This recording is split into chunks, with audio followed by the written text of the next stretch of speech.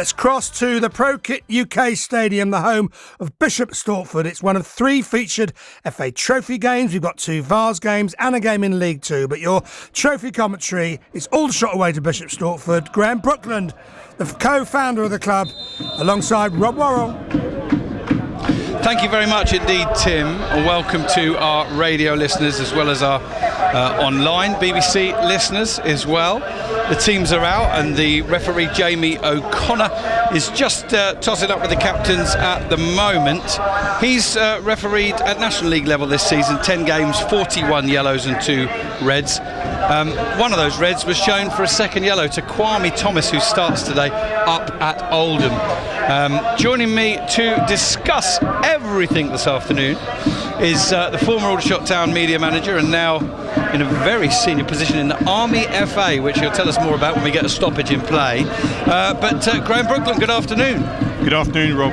Great to be here this afternoon. Great to see so many Shots fans travelling for this game, FA Trophy. Important game, no doubt about it. Keep going on about you've got an opportunity to be in the Wembley final and you're in the last 32. You've never been to Wembley and you've got to take that opportunity. It's a great opportunity for us today, and I'm sure if we can keep the mentality that we've had this season, then we've got a great chance of progressing. But we mustn't take this team lightly. Bishop Stortford, they've had a desperate season. This could give them the opportunity to give them a bit of a springboard, because there's been a lot of disappointment here this season. But if we play the way we have been playing this season, then we're in with a great chance of progressing. We are underway here at the ProKit UK Stadium, known more to the locals as Woodside Park.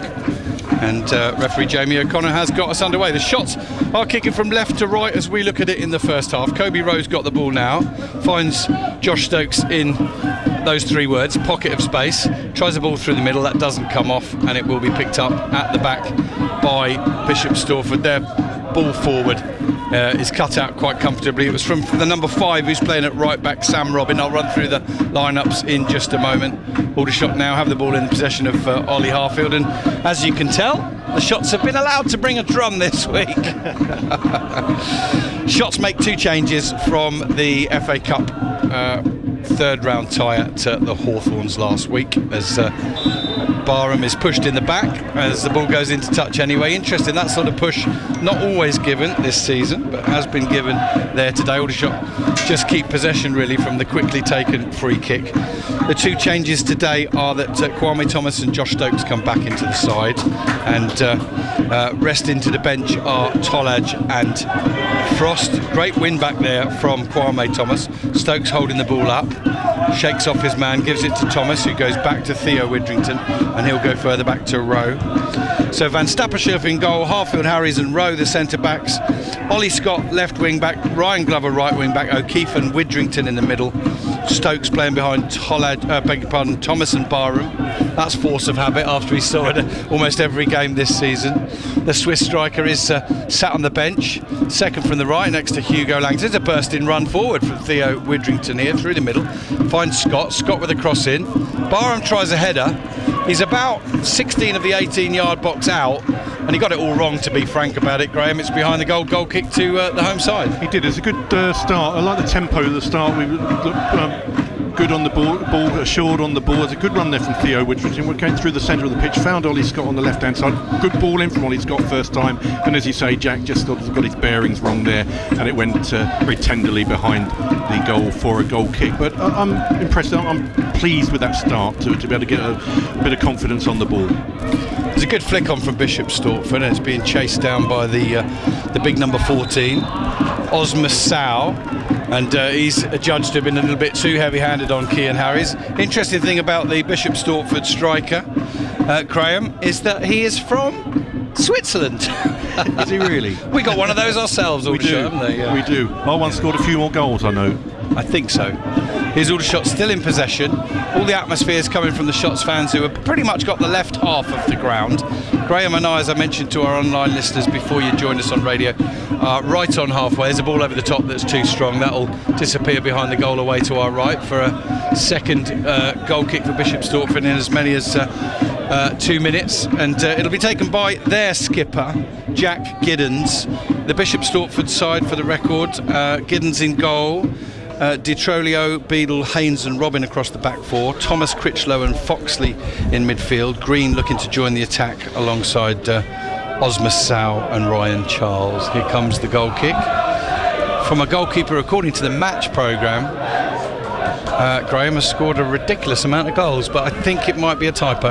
Yeah, 58 goals for a goalkeeper is pretty decent. I think I'll be having a word with Tommy to get him on the books pretty quickly. It's one way of getting the scoring average up, isn't it? So Stuart O'Keefe has fouled inside the centre circle, and Bishop Stortford send it over to the left side. There's a little bit too much adrenaline on that from the young centre back, and it goes straight into touch. And Aldershot will have a throw. Can't see the number on his shirt until he turns. I think it might be Harry Beadle, with a more experienced Mark Haynes alongside him. Ball turned around the corner from Barham, headed clear. Widrington toes it to Frost, who goes back to Kean Harris. And as we talked about in our preview, I'm pretty sure both managers will have spent a lot of the week talking about the mentality going into this one.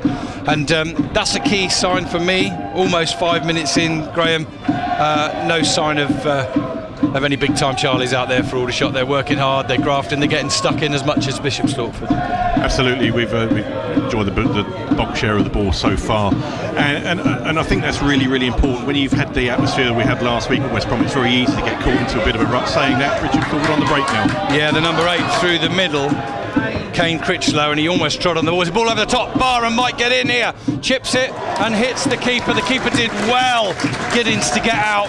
Barham should have been scoring there, to be fair. Eventually took his strike from the edge of the penalty area. The keeper was a couple of feet away from him, and he came out so quickly. Barham tried to lift it but couldn't quite get it away. First key moment of the match so far. Harfield has tracked a ball back at the other end.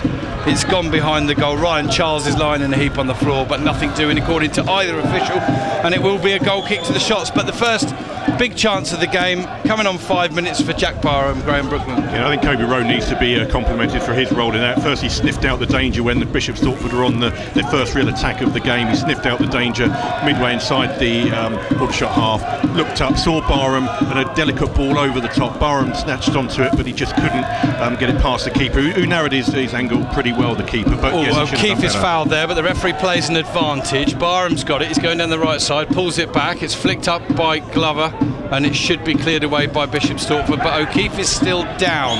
He overstretched for that one. Bishop Stortford coming away with the ball with the big number 14, Osmus Sow, and now they're in the left-hand side of the penalty area, and it slipped underneath Geordie van Stappershoef, and Kane Critchlow has given Bishop Stortford the lead here in just the 6th minute. Bishop Stortford 1, Aldershot Town 0. Yeah, that was a disappointing. I think the Aldershot players are just having a word with the referee to say that they think he should have blown up there because Stuart O'Keefe is on the floor. It was an obvious head injury there. That said, that has no relevance to the ball. The ball came over, and it was a very deft finish from Critchlow, very calm and under Geordie van Stappershoef. And yes, got a bit of work on here because that's an early lead for Bishop Stortford, and actually the referee's booking number 2 for Bishop Stortford there, Mark Haynes. I think that's for an incident in the build-up prior to the attack there. So referee brought it back. He managed to play on.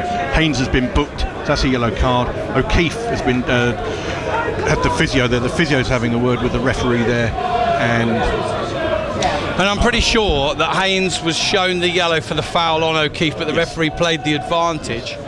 And just to correct myself from a couple of minutes ago, thank you to the gentleman in front. Osmus Sow is not Swiss, he's Swedish. I misheard him earlier on. But he was the assister on that occasion. And, well, just as Aldershot had settled pretty well, their first attack of any note, Kane Critchlow goes through, shots a man down there, 3 against 2. Good ball in. Here's Stokes breaking forward, heavy touch from him. Ball breaks loose to Glover. He picks it up now and goes back to O'Keefe. O'Keefe's ball forward's cut out. And Bishop Stortford have got exactly what they would have wanted, a start in this game and an early goal. Here's Harry's lifting the ball over the top, looking for Barham. It's well met by Beadle, the centre-back. He can only find Harfield, who finds Ollie Scott, who has now signed a a first and a formal contract with Aldershot Town to the end of the season. That was announced in the last 48 hours and thoroughly well deserved. I'm sure Aldershot's fans would agree. Kobe Rowe coming forward, finds Glover on the right hand side. Glover goes back, can't see an easy pass cross field, so goes all the way back to Geordie van Stappershoef. Still, it's bizarre really, Graham, but jury's still out for me halfway through the season on Geordie van Stappershoef. He's had some wonderful games and wonderful moments, but for me there's just too many straightforward shots that go in and not enough saves. So that's my opinion. We'll get yours if we get a chance. Here's Kwame Thomas holding the ball up. He's fouled and goes down. Aldershot take the ball quickly. Detrolio was the guy with the foul. Glover skipping inside, plays the ball up to Kwame Thomas, who I think pulled the Bishop Stortford player. The officials didn't spot it between them, and meanwhile Aldershot have snaffled themselves a corner. They haven't got eyes in the back of the head. I'm pretty sure they missed that one, Graham. Yeah, absolutely. Taken short, sorry. Glover into Stokes, holds the ball up just inside the penalty area, looking to roll his man and square it back. He does, and Stortford clear their lines to the edge of the area to Theo Widrington. He finds Ollie Harfield. Harfield's going to send in a cross here from the right, left-footed. What a beauty. And going down to try and get something on it. O'Keefe at the far post, just as a coming together with the Bishop Stortford player, and can't quite make contact. He seems okay though, that's the good news for the shots, although they do trail. 9.5 minutes in here. Bishop Stortford 1, Aldershot Town 0. We will be keeping abreast of several other games this afternoon. Across that we'll be going to Gary Smith at Crawley and Salford, and to Bernard Chizzy at Dorking, who are at Macclesfield. And also Horsham against Peterborough Sports. Bob Patworth's there for us, and we'll keep you across the FA Vars games concerning Farnham and Cobham, and they're both 0-0 at the moment. So goal kick then to Bishop Stortford, who got that early lead. Glover heads forward, and Barham, referee thinks about it, Jamie O'Connor, and does give Bishop Stortford the free kick for a little shove from Barham on halfway. Bishop Stortford look to get the ball in. And while the ball's in touch, we will go over to Gary Smith, who can tell us what's going on at Crawley against Salford. We've had just over 10 minutes, Rob, and Salford are just about to take a corner. It's their second corner kick of the afternoon. They've gone close on a couple of occasions so far.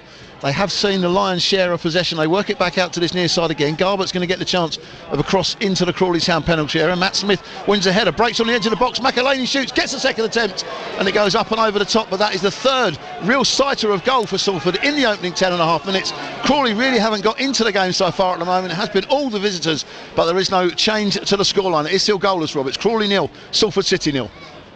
Thank you very much, Gary Smith. So goalless between Crawley and Salford. Throw into Aldershot in the left back position. So when we can, we shall go over to Bernard Chizzy, who is watching the Robbie Savage and Mark White derby. Is he ready for us now, Tim? Bernard Chizzy at Dorking against Macclesfield. Yeah, I like the way you've called that. So it's still 0-0 at the moment, and Dorking Wanderers have settled very well into this game. They're enjoying the Lions' share of possession. Now McManus blazed over. There was a cross from Bobby Joe Taylor. Almost picked up Pryor inside the box, but it's still 0-0. It's missed by a couple of people. Thank you very much indeed, Bernard. Back with our radio listeners now, as Bishop Stortford are looking to build another attack here. Ball comes in from the left-hand side, and it's touched in by the number 10, Darren Foxley. And Aldershot, 12 minutes in, find themselves 2 goals down.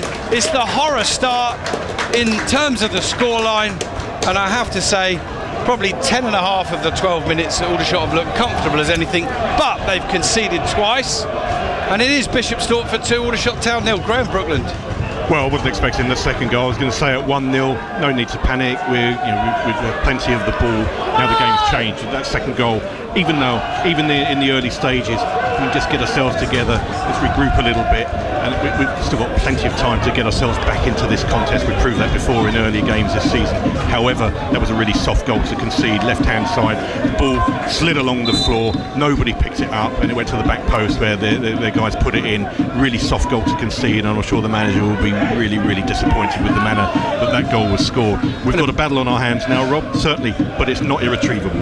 Exactly that. That's Graham Brookland, the co-founder of Aldershot Town Football Club. They certainly need to get the next goal in this one. Kwame Thomas goes down under a challenge, but manages to complete his pass back to O'Keefe. Harfield picks it up. And if Bishop Stortford were lacking in confidence coming into this one, they'll have had a huge lift now.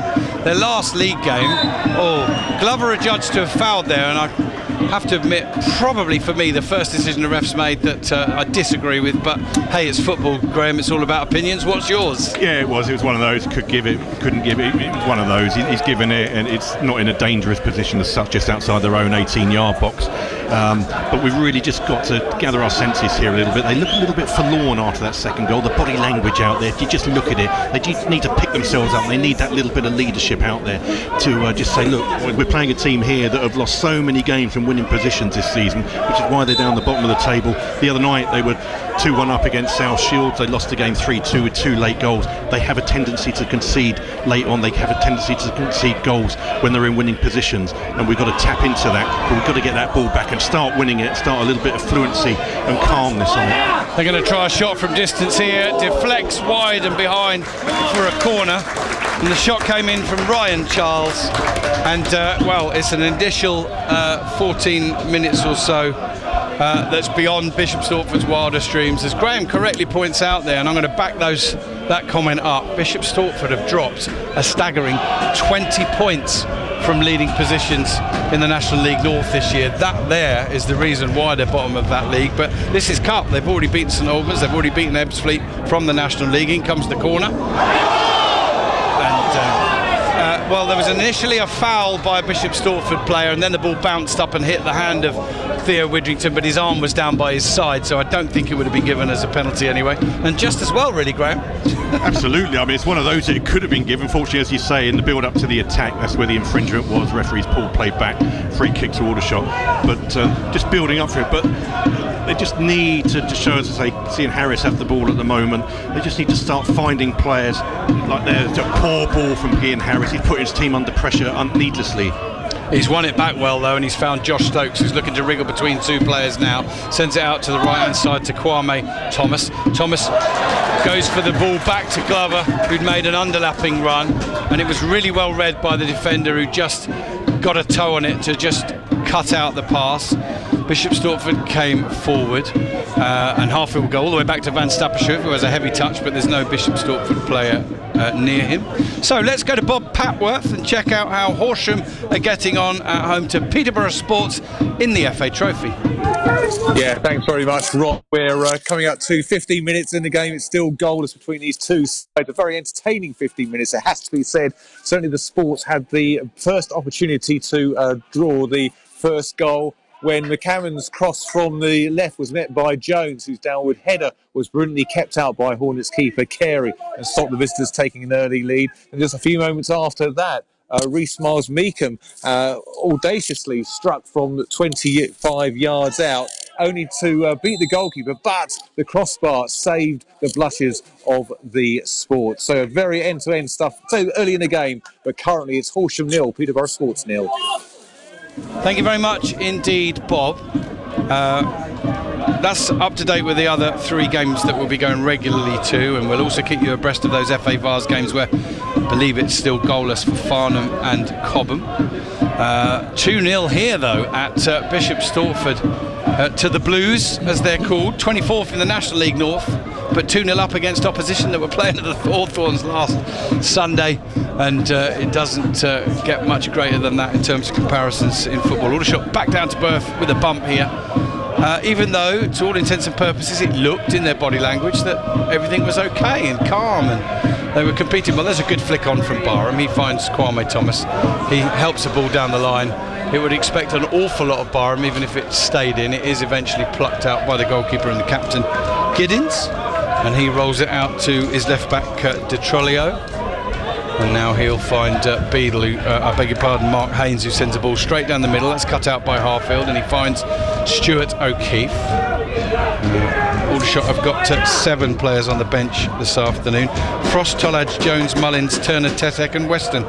No Tommy Willard on there, I see. Not made the bench, so is that a push from Harfield? No, nothing given. And then the ball goes into touch. Aldershot get the throw. The Bishop Stortford players trying to hold on to it.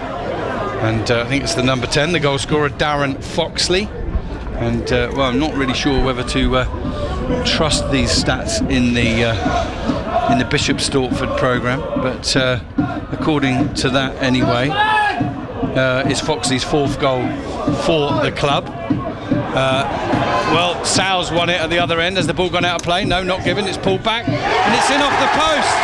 An Aldershot appealing that the goal shouldn't stand, but it has gone in, and Bishop Stortford unfathomably here inside 18 and a half minutes are 3-0 up against Aldershot Town. Graham Brookland, what is going on here?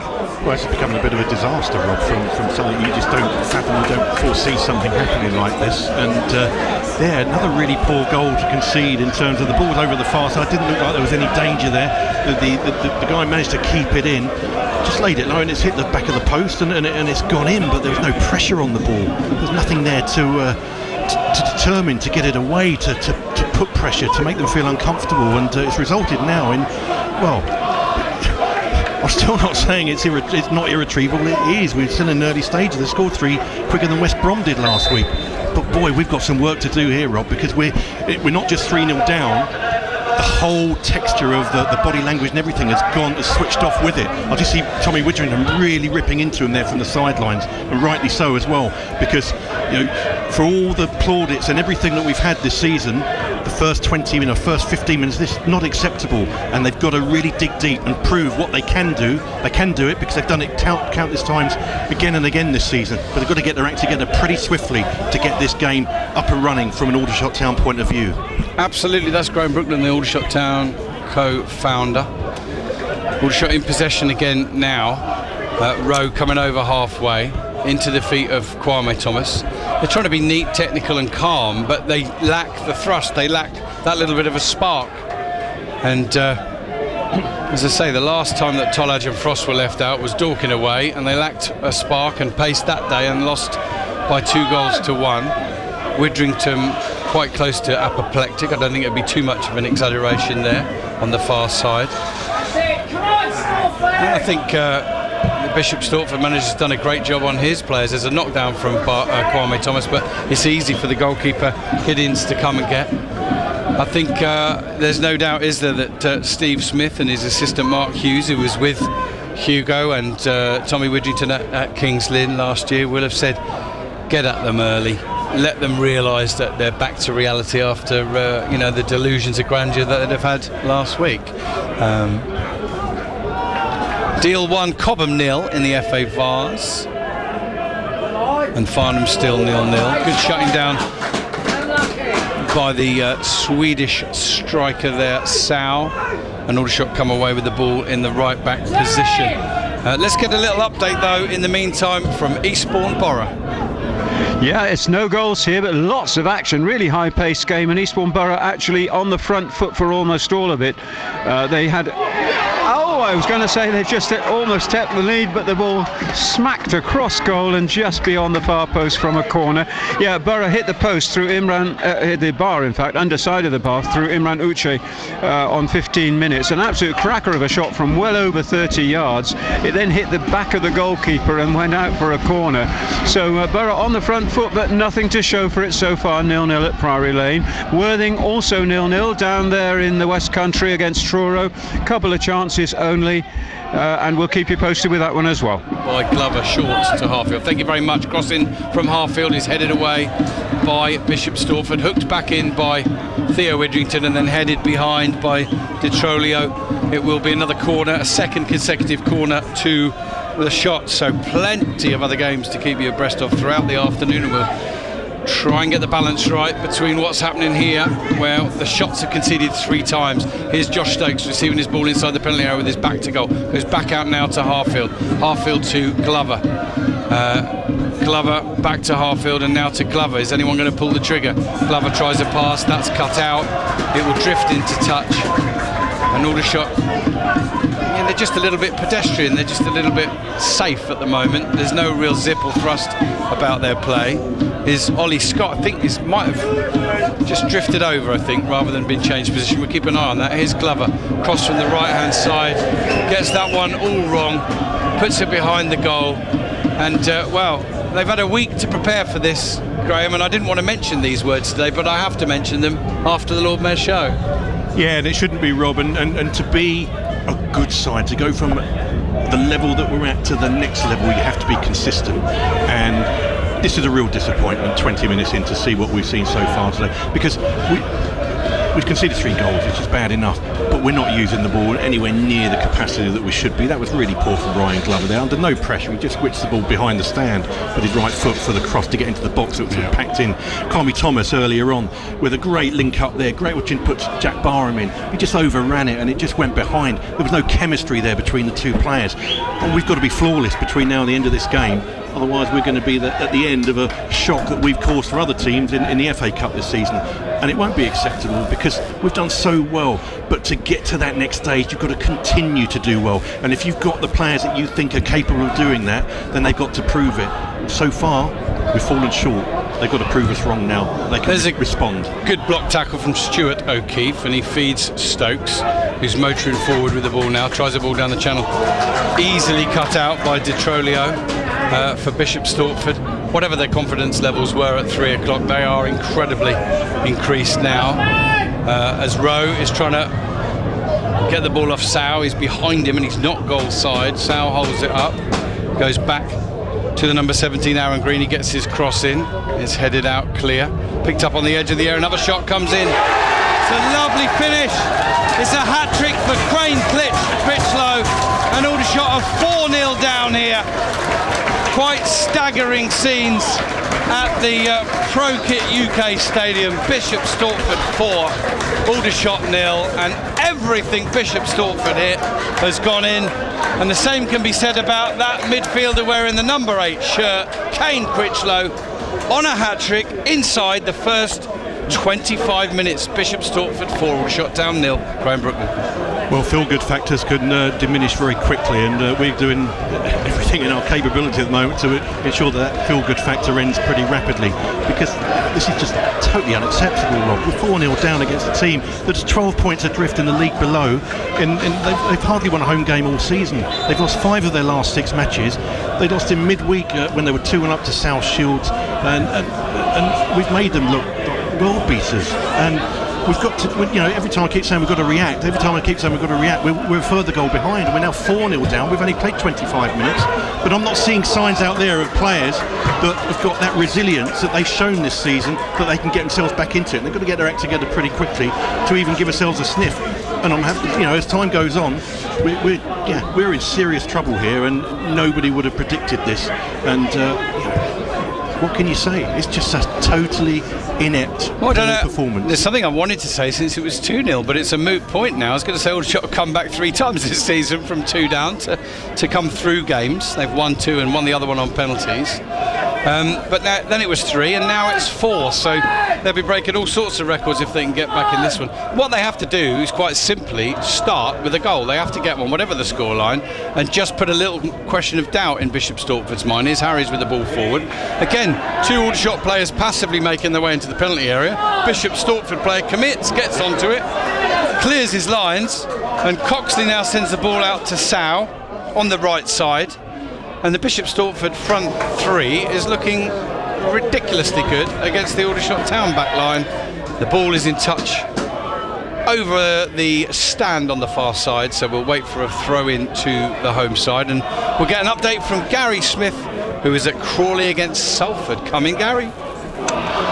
Yeah, we've played 26 and a half minutes here. It is still Crawley Town 0, Salford City 0. Crawley have started to work their way back into the game slightly. They had an opportunity a moment ago with some great work down the left-hand side. Cerula was flagged offside when his ball came into the area. Also, he flicked it against the post. It is the closest that Crawley have come by a long, long way, because everything else has been down the other end, and Salford have had 5 or 6 very, very good chances, and Corey Adai is having the game of his life at the moment to keep this on level terms. As the ball is played into the Crawley penalty area, Williams touches it back to Adai. He clears it out first time, but it's going to go out for a Salford throw. Somehow this game is still Crawley 0, Salford City 0. Trolio.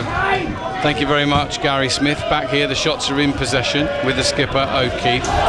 Almost got away down the right hand side. Here's Rowe clipping the ball down now, looking for Barham. It's headed inside, it's headed on by a Bishop Stortford player. Appeals for a foul. And if you're Bishop Stortford player, manager or fan right now, it's gone so well for you, expect everything to go your way. You certainly would. I watched the interview with Steve Smith, their manager, after the defeat on Tuesday night against South Shields. He looked like a beaten man. I mean, he just couldn't believe what was going on, and he just looked broken. So you go into this game and you think everything's stacked against Bishop Stortford in the build-up to this game. But we're allowing them to, what we've done now, because we've allowed them to, after they got their first goal, because we were on top until their first goal, we've allowed them to get the ball, we've allowed them to grow their confidence, and now with the second, third and fourth goal, their confidence is sky high now, and now we're on the back foot, and we're just making misplaced pass after misplaced pass, and the crowd having a laugh there because of that last misplaced pass. This is a side that have done so well this season, but this performance so far is totally unacceptable, and how it's arisen in such a short space of time is absolutely staggering. The ball's in touch now for a throw into Aldershot Town, and they still look very calm in the body language. It's almost as if it's not really happened, but Bishop Stortford, I think, have had 5 attacks and scored from 4 of them. And Geordie van Stappershoef hasn't done an awful lot wrong, but he hasn't looked like saving any one of the 4. Here is Rowe down the line to Glover. O'Keefe now. Glover completes his run, sends the cross in. That's a better one. And Barham jumps, but jumps too early, and then it hits Sam Robin. We've got a goal just as we were going to go over to Bernard Chisney at Macclesfield against Dorking. Bernard, I believe you've had a goal. Yes, we have, and it's gone against Dorking. Macclesfield lead by 1-0. Olawabi charging in from the right-hand side, beating Gallagher for pace, and from a really tight angle, somehow got the ball into the net off the inside of the post. But before that, Macclesfield should have taken the lead. Olawabi and Drummond somehow denied by Mayle, the Dorking goalkeeper. But Dorking are trailing by 1-0. Thank you very much indeed, Bernard. And back here at Bishop Stortford, I'm kind of delighted and relieved to say there hasn't been any more goals for the home side. It's still Bishop Stortford 4, Aldershot Town 0. I can't quite believe my own eyes with what I've seen. I've not needed to articulate it too much because Graham's done it so well. Not acceptable is the obvious 2 words, but they have to play on from this point, and the good thing is there's time left. Here's Glover squaring the ball in, edge of the area, cut out far too easily again by Bishop Stortford, played forward, and Sow battles against his man. Critchlow heads off looking for the ball, and a 4th goal for him, but he is offside, and it will be a free kick to Aldershot Town, which Kobe Rowe takes now. I was hoping when we had stoppages in play today, Graham, to talk to you about the good times at Aldershot Town and what a season it's been, and it kind of feels it would be inappropriate to do so right now, so we'll leave that one. And here's Bishop Stortford in possession just inside their own half, and they go backwards again. So we'll go to Bob Papworth at Horsham for an update on the game against Peterborough Sports in the FA Trophy.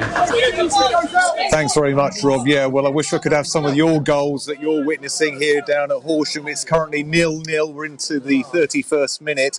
Since you were last with us, Horsham had actually thought they'd scored a goal through hot shot Jack Mazzone, but he was deemed to have been offside. But certainly the visitors also had an absolutely golden chance to break the deadlock. Quite how they didn't go ahead in the 18th minute, we'll never know. A long ball forward found Senby Ferris on his own and in lots of space, and with only the keeper to beat. He was standing in no man's land. He chose to lob him, and the ball went agonisingly wide of the upright for the few away fans who are watching this game this afternoon. But it still remains at 0-0. We're about 14 minutes away from the half-time break. It's Horsham 0, Peterborough Sports 0.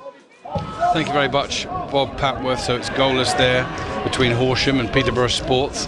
Certainly not goalless here. Bishop Stortford 4, Aldershot Town 0. And there's a late challenge from Stuart O'Keefe, the Aldershot skipper. And the referee, first of all, is just dealing with the Bishop Stortford player. Now he's going to call O'Keefe back.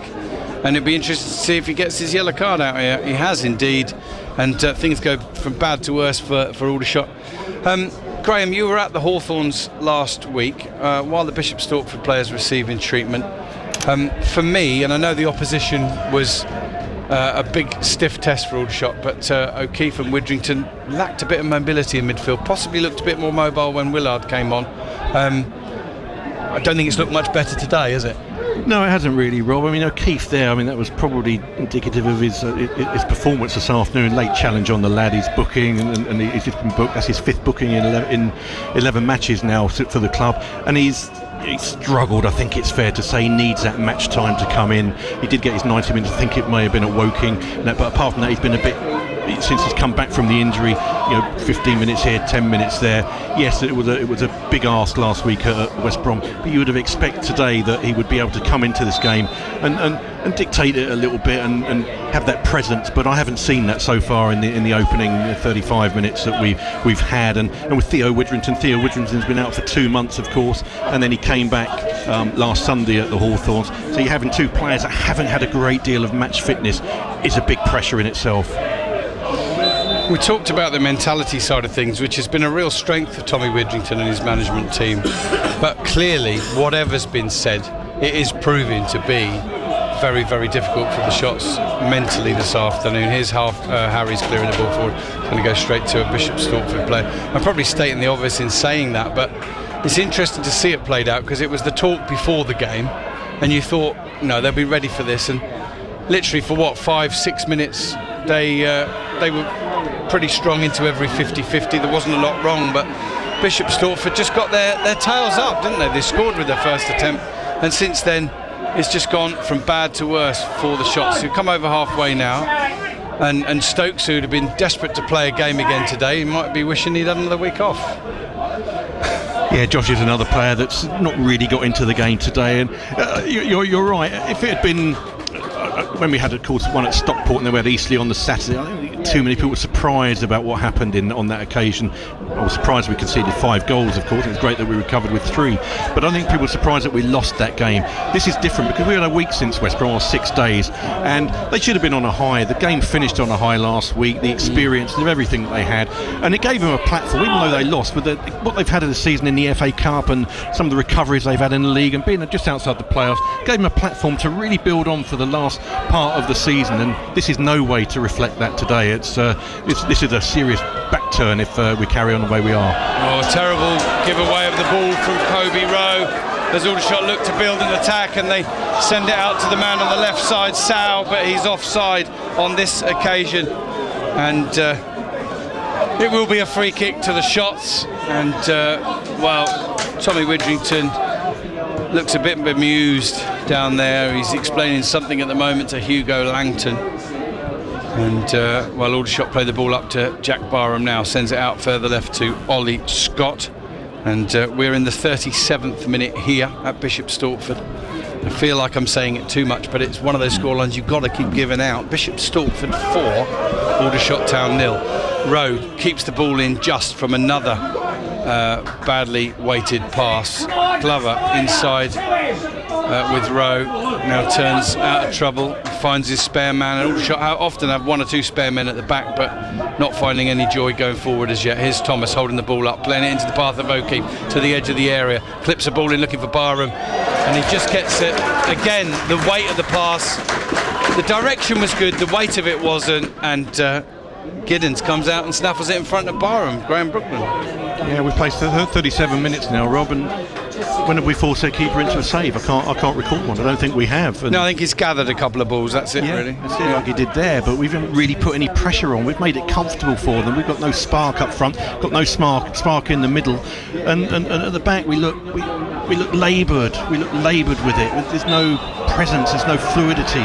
And we're really suffering with this. And I'm really disappointed. Really disappointed with what I'm seeing today after the euphoria of the last few weeks and the last few months. And this is a real opportunity to push on and really get that feel-good factor to continue within the club, get some good gates for the next home matches, and that performances like this, they'll be gone as quickly as they've come if we carry on like this. Yeah, they can't even say they've made lots of changes. They've only made 2, and they're first team players that have come into those positions. There's another terrible ball. On this occasion it's from Theo Widrington, cut out easily, and again they find their player. going forward. Widrington does really well there to recover and hook a ball clear over his head, and the Bishop Stortford supporters are appealing for a head injury to their player. The referee thinks he's faking it, so he didn't want to give it, but Stuart O'Keefe rather sportingly puts the ball into touch, and it will be allow some attention, so it'll give us the perfect opportunity to get an update on the Eastbourne Borough game, where we've had a goal. We certainly have, and it's gone to the home side. No less than they deserve after a terrific half hour of all sorts of pace and excitement.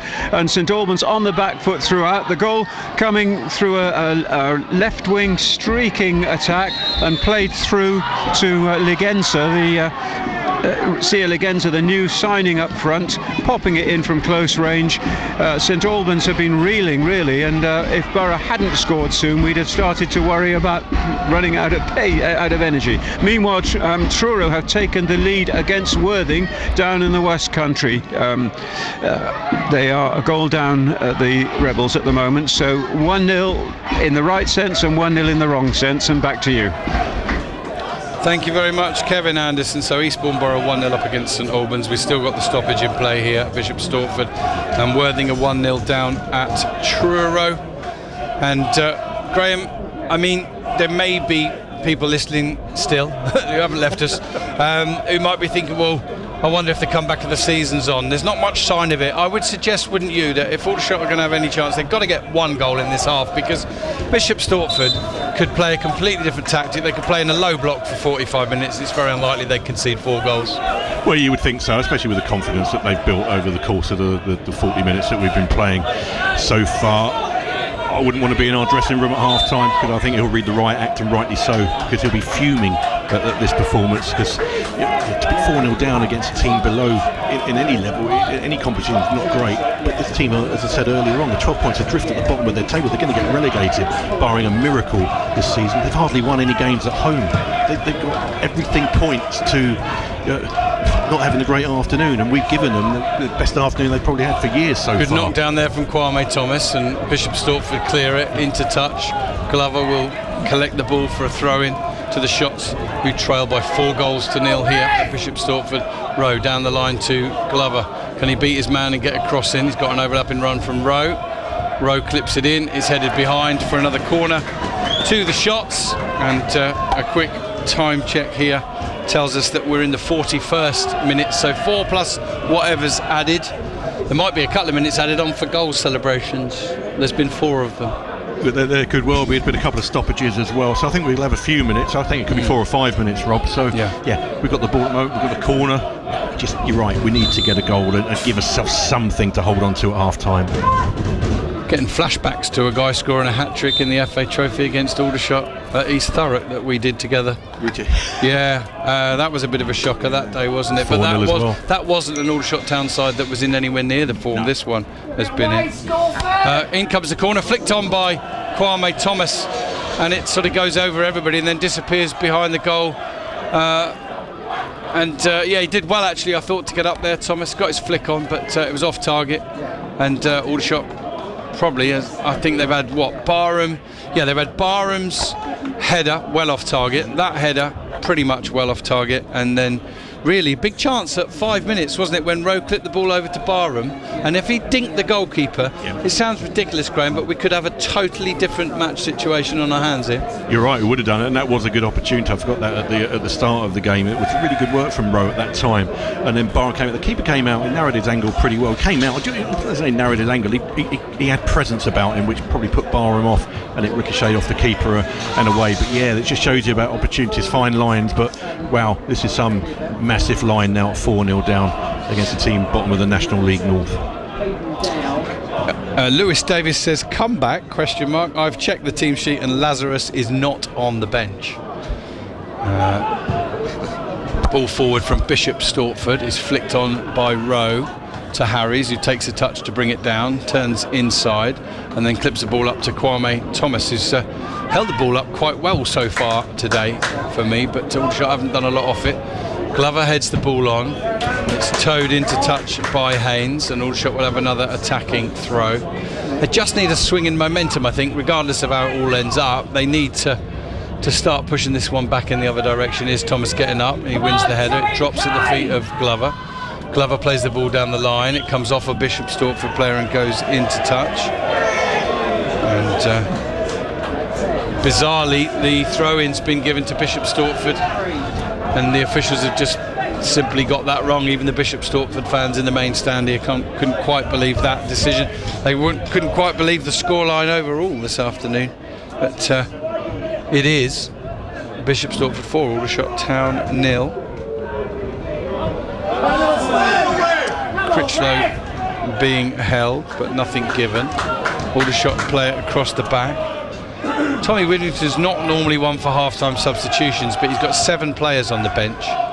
And if there was ever a day he was going to make a couple of changes, it might be a half-time Frost and Tollage for me, just to get some energy into the team. Absolutely, there's no energy at all out there. It's just laboured performance, and I'm sure I would like to think there'll be players on there as soon as they come out for the start of the second half. Here's Rowe going forward. Ball drifts into the path of Kwame Thomas, who tries to get an effort on goal, but the ball gets cleared away from him. He sort of windmills and ends up on the floor, and meanwhile Critchlow, the hat-trick goal scorer, comes away with it.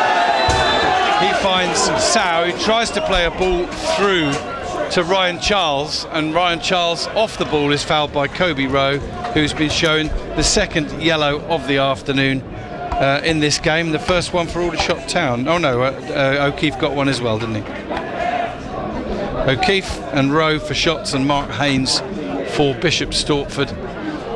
And it's the only thing Aldershot are winning today, and that is more yellow cards than Bishop Stortford. Absolutely ridiculous booking, Rob. Right booking, absolutely, but he took the guy out. There's no pressure of the ball. Widrington probably got away with not getting booked in the initial build-up there with Bishop Stortford here on the near side by the dugout. Is Critchlow chasing the ball forward?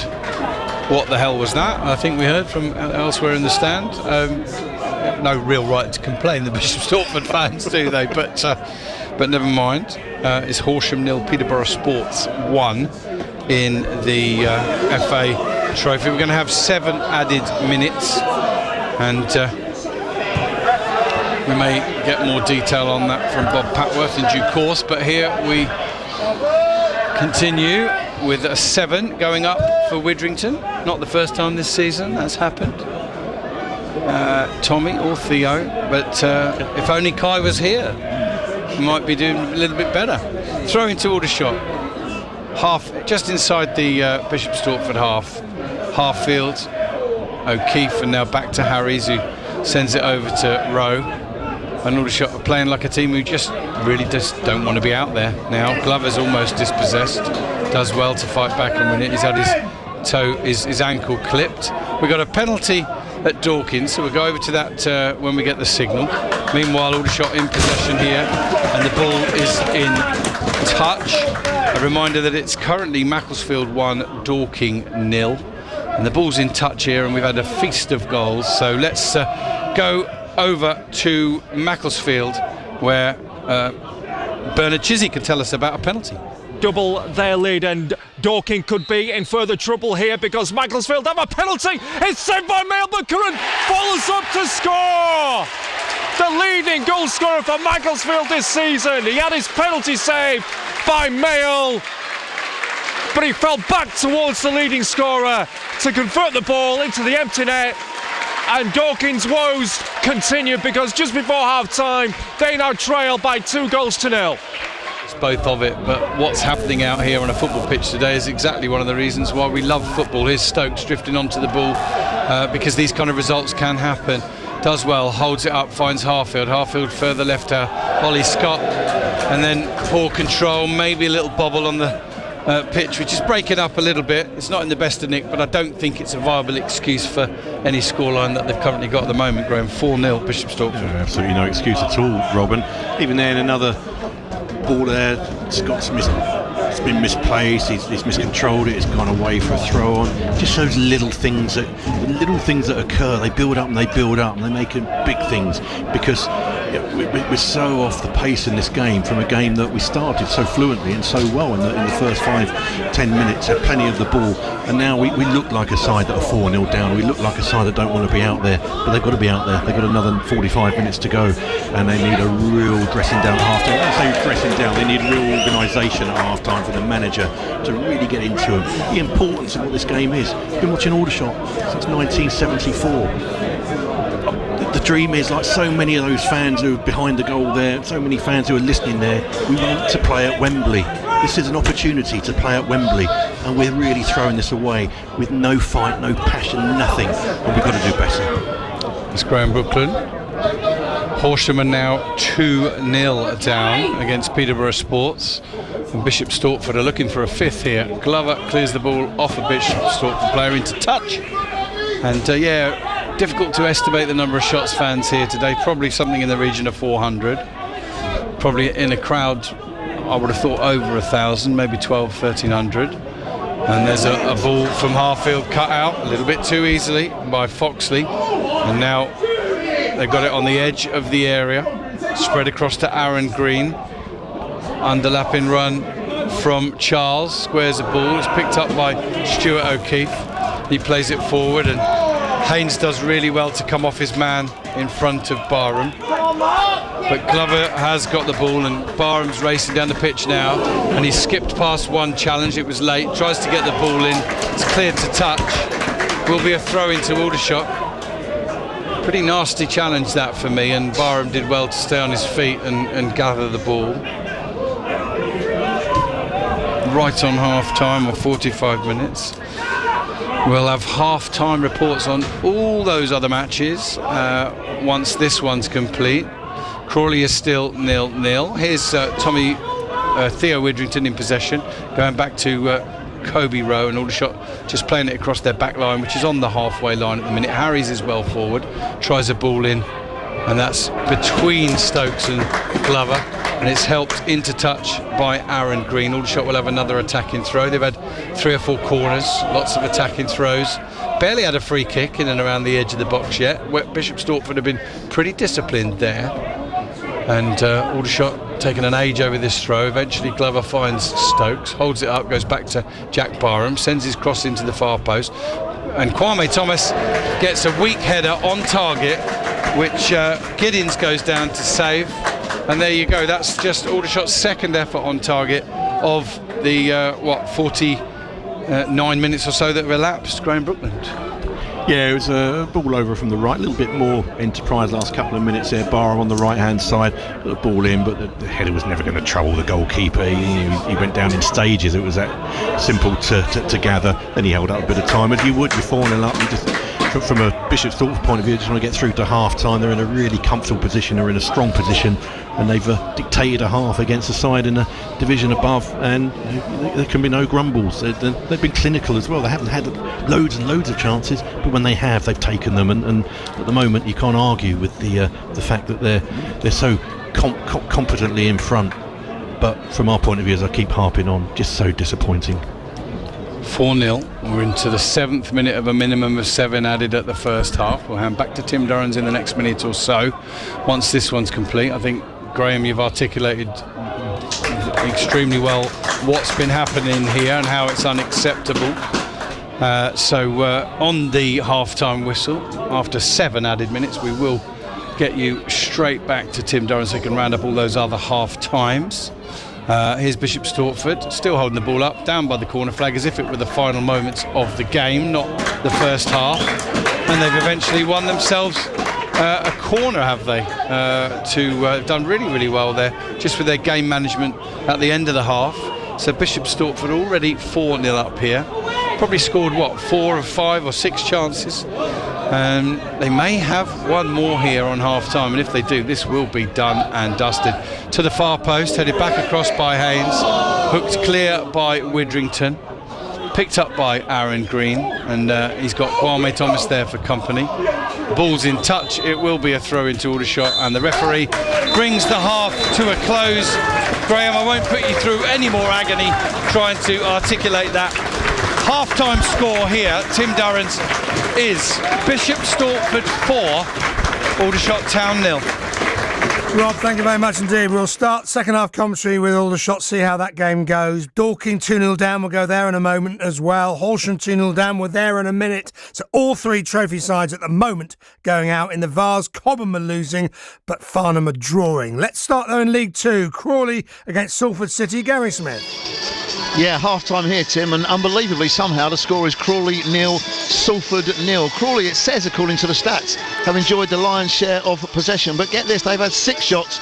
Salford have had 21, 7 of which have been on target, and goalkeeper Corey Adai for Crawley has been absolutely outstanding in keeping that as a blank score sheet for Salford at the present time. Crawley have also had their moments though. Conroy had a shot that went just wide, and Will Wright, maybe with the best chance of the half for any side, sliding in on the far post, should have done better inside the 6-yard box, but somehow stabbed it wide of the post. There's got to be an improvement from Crawley in the second half if they're going to maintain this unbeaten start to 2024, but somehow they are still in this one at the break. It's Crawley 0, Salford 0.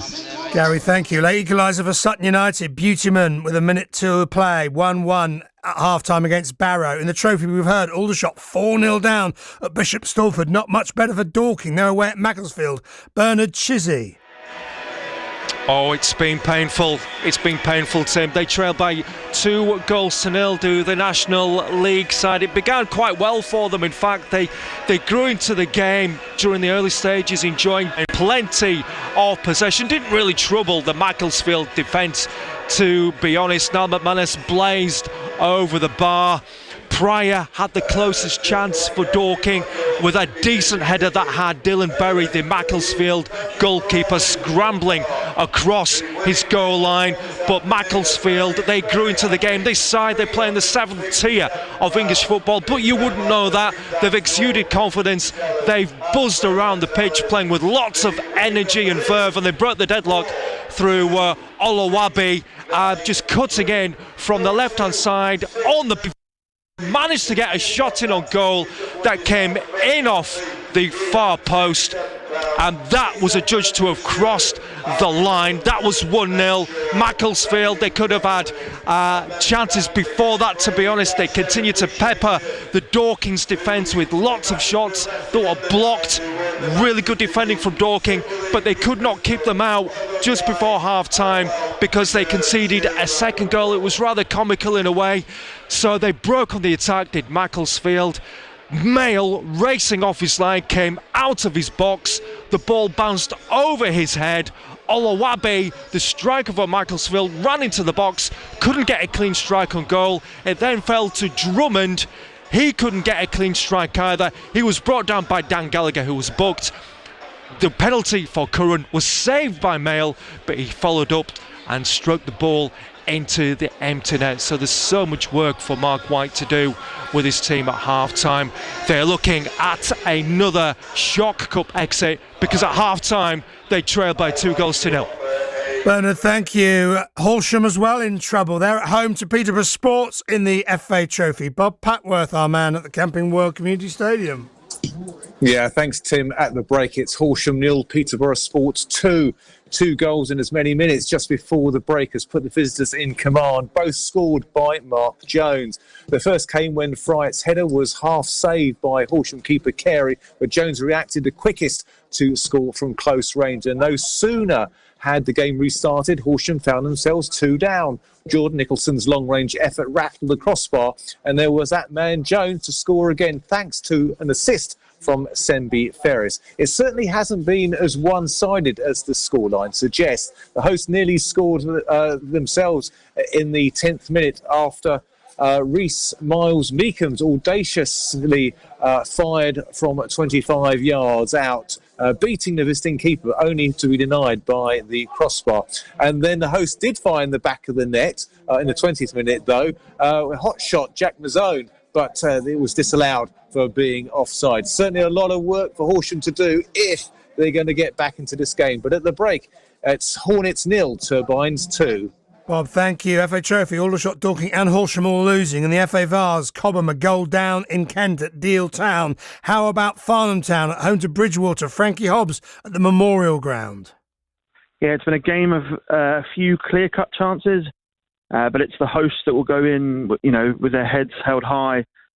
They've kept the Bridgewater attack to a minimum, but Bridgewater look comfortable on the ball. They're looking to cause what would be a relative upset here at the Memorial Ground. No goals, 45 minutes away from penalties. There's 800 people here at the Memorial Ground. It's a big day for the town, but they haven't really got going yet. They need to play a lot better in the second half. I feel like Paul Johnson will, be putting a rocket up them in the first half time, because that first half was not the Farnham Town we've got used to. So big 45 minutes. Hopefully, I don't have to say the P word again, but work for Farnham Town to do here. Yes, and Frankie, go and tell Paul that we're relying on you. You're the only okay story so far in our knockout football. So at the moment, Farnham's still in it. Deal are beating Cobham. Let's bring you our National League South stories. 2 of them. Let's start at Priory Lane. Kevin Anderson, this could be a happy story. Oh, you bet. Talk about new manager bounce. This is the best half of football I've seen all season from Eastbourne Borough or anybody else. Remarkable. They're 1 goal up. So I should mention the score, shouldn't I? They could be 3 or 4 goals up. And there's a slight reservation there that they might rue that, because St Albans, the opposition, are no mugs. But St Albans have just been not allowed to play. What Borough are doing, they're taking risks when they go forward. I mean, not in front of their own goal, obviously, but, they're playing with pace. They're playing the unsafe ball and not the safe ball, if you know what I mean. And it's paid off, and it's had St Albans absolutely reeling. Had a cracking start with Imran Uche hitting the underside of the bar from a good 30 yards, and the goalkeeper was nowhere. They had another one cleared off the line, and then a super move on 36 minutes up the left side. Archie Proctor put through by that man Uche, unselfishly played it across goal for a straightforward tap-in, really, for Sia Ligenza, the new striker. They should have scored more. St Albans have had 2 chances only. One was a 2-against-1 that they mucked up early on, and then the other was a header that really Sean Jeffers should have planted into the net, and he put it wide. St Albans, remember, are in the playoff places, and this just might come back to bite them. But other than that, it's football to warm the heart on a freezing cold day. Now Worthing, they have had that long trip down west. They went a goal down on the half hour to Truro City. But they've got it back just on half-time with a goal from Danny Cashman, a header at the far post from a long left-wing cross, and Worthing have got steel in them, and you would think that they will use that as a platform for the second half, and we might even have 2 success stories by the end of the afternoon, Tim. Kevin, it would be nice, thank you. So, a reminder where we are. In League 2, Crawley goalless with Salford, Sutton 1-1 with Barrow. In the Trophy, Aldershot 4-0 down, Dorking 2-0 down, Horsham 2-0 down, and the Vars, Farnham are drawing, Cobham are losing 1-0. At Worthing, as you heard there, 1-1 away to Truro, Eastbourne Borough 1-0 at home to St Albans, and in the Premier League, we're going to find out. Let's get all the sporting stories from Cam elsewhere. Thank you very much, Tim. Starting with the Premier League and the early kick-off that was Chelsea versus Fulham, a local London derby there. Cole Palmer put the Blues ahead on the stroke of half-time from the penalty spot, as the Blues are now 8th in the Premier League, level on points with Manchester United and Brighton and Hove Albion. Manager Maurizio Pochettino says his side are now finding consistency, particularly at home. Overall, I think we deserved the victory. We were better side, and I think very pleased with the performance and of the team. So happy because the 3 point, we needed the 3 point, and now is, I think, our 4th victory here in Stortford Bridge in the Premier League, and I think it's important to build this confidence this run. Newcastle United welcome champions Manchester City to St James's Park this evening at 5:30. City are 4th place in the league table, and Newcastle manager Eddie Howe gave his thoughts on Pep Guardiola's side. The last few seasons, they've sort of been in a similar pattern, really, where they've just timed their run. And then the second half of the season, they've been very, very difficult to play against once they have that momentum and that target to go for. So I think they've got the best manager in the world. Well, let's hear from the best manager in the world, Pep Guardiola, the other man in the dugout. Difficult, obviously. Otherwise, Sir Alex Ferguson period, or Arsene Wenger, or with Jose Mourinho, or the big clubs and teams that make a legacy, a dynasty in terms of results, and for a long, long time, like it's quite similar to what we have done. They could not do it. That means it's so difficult. In golf, England's Tommy Fleetwood leads Rory McIlroy by 1 shot after firing an 8-under par 63 in the third round of the Dubai International on Saturday. Tennis now, and British number 1 Cameron Norrie remains concerned about a wrist injury but thinks he's going to be good to play in the Australian Open.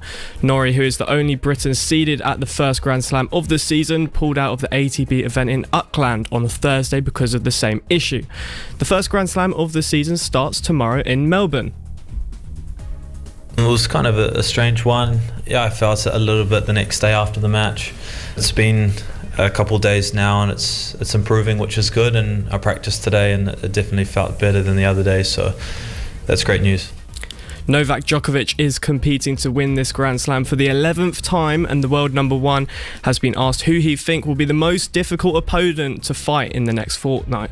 Myself, always first, and then of course all the other best players in the world. I mean, any player is here with, I'm sure, intention to achieve the dream of winning a Grand Slam. Some players are obviously more expected to go further than some others, but it's a 128 draw, it's a Grand Slam. We know what Grand Slam represent for our sport. Leatherhead's Jack Draper missed out on his first ATP Tour title of his career this morning. Czech opponent Jiri Lehecka fought back to win in the final in 3 sets. Draper will move up to world number 55 and goes to the Australian Open in good form. In motorsport now then, Formula E returns for another season 10 this weekend in Mexico. Surrey-based team Neon McLaren have an all-British lineup for this season. Jake Hughes was retained while Sam Bird joins the team from Jaguar. Hughes topped FP1 session yesterday before crashing at turn 1, and qualifying is now underway. Still going, and we've got 8 p.m. tonight. The E-Prix gets underway. That's all from me, Tim, with your latest sporting headlines. Aldershot 4-0 down, we're there in a moment. Dorking 2-0 down, they're underway, and Horsham 2-0 down, they're underway as well. But can Aldershot come back from the dead? They are in action away to Bishop Stortford, side below them. They're 4-0 down, and I think the manager has played 2 of his trumps cards, Rob Worrell. He has indeed. Thank you very much indeed, Tim.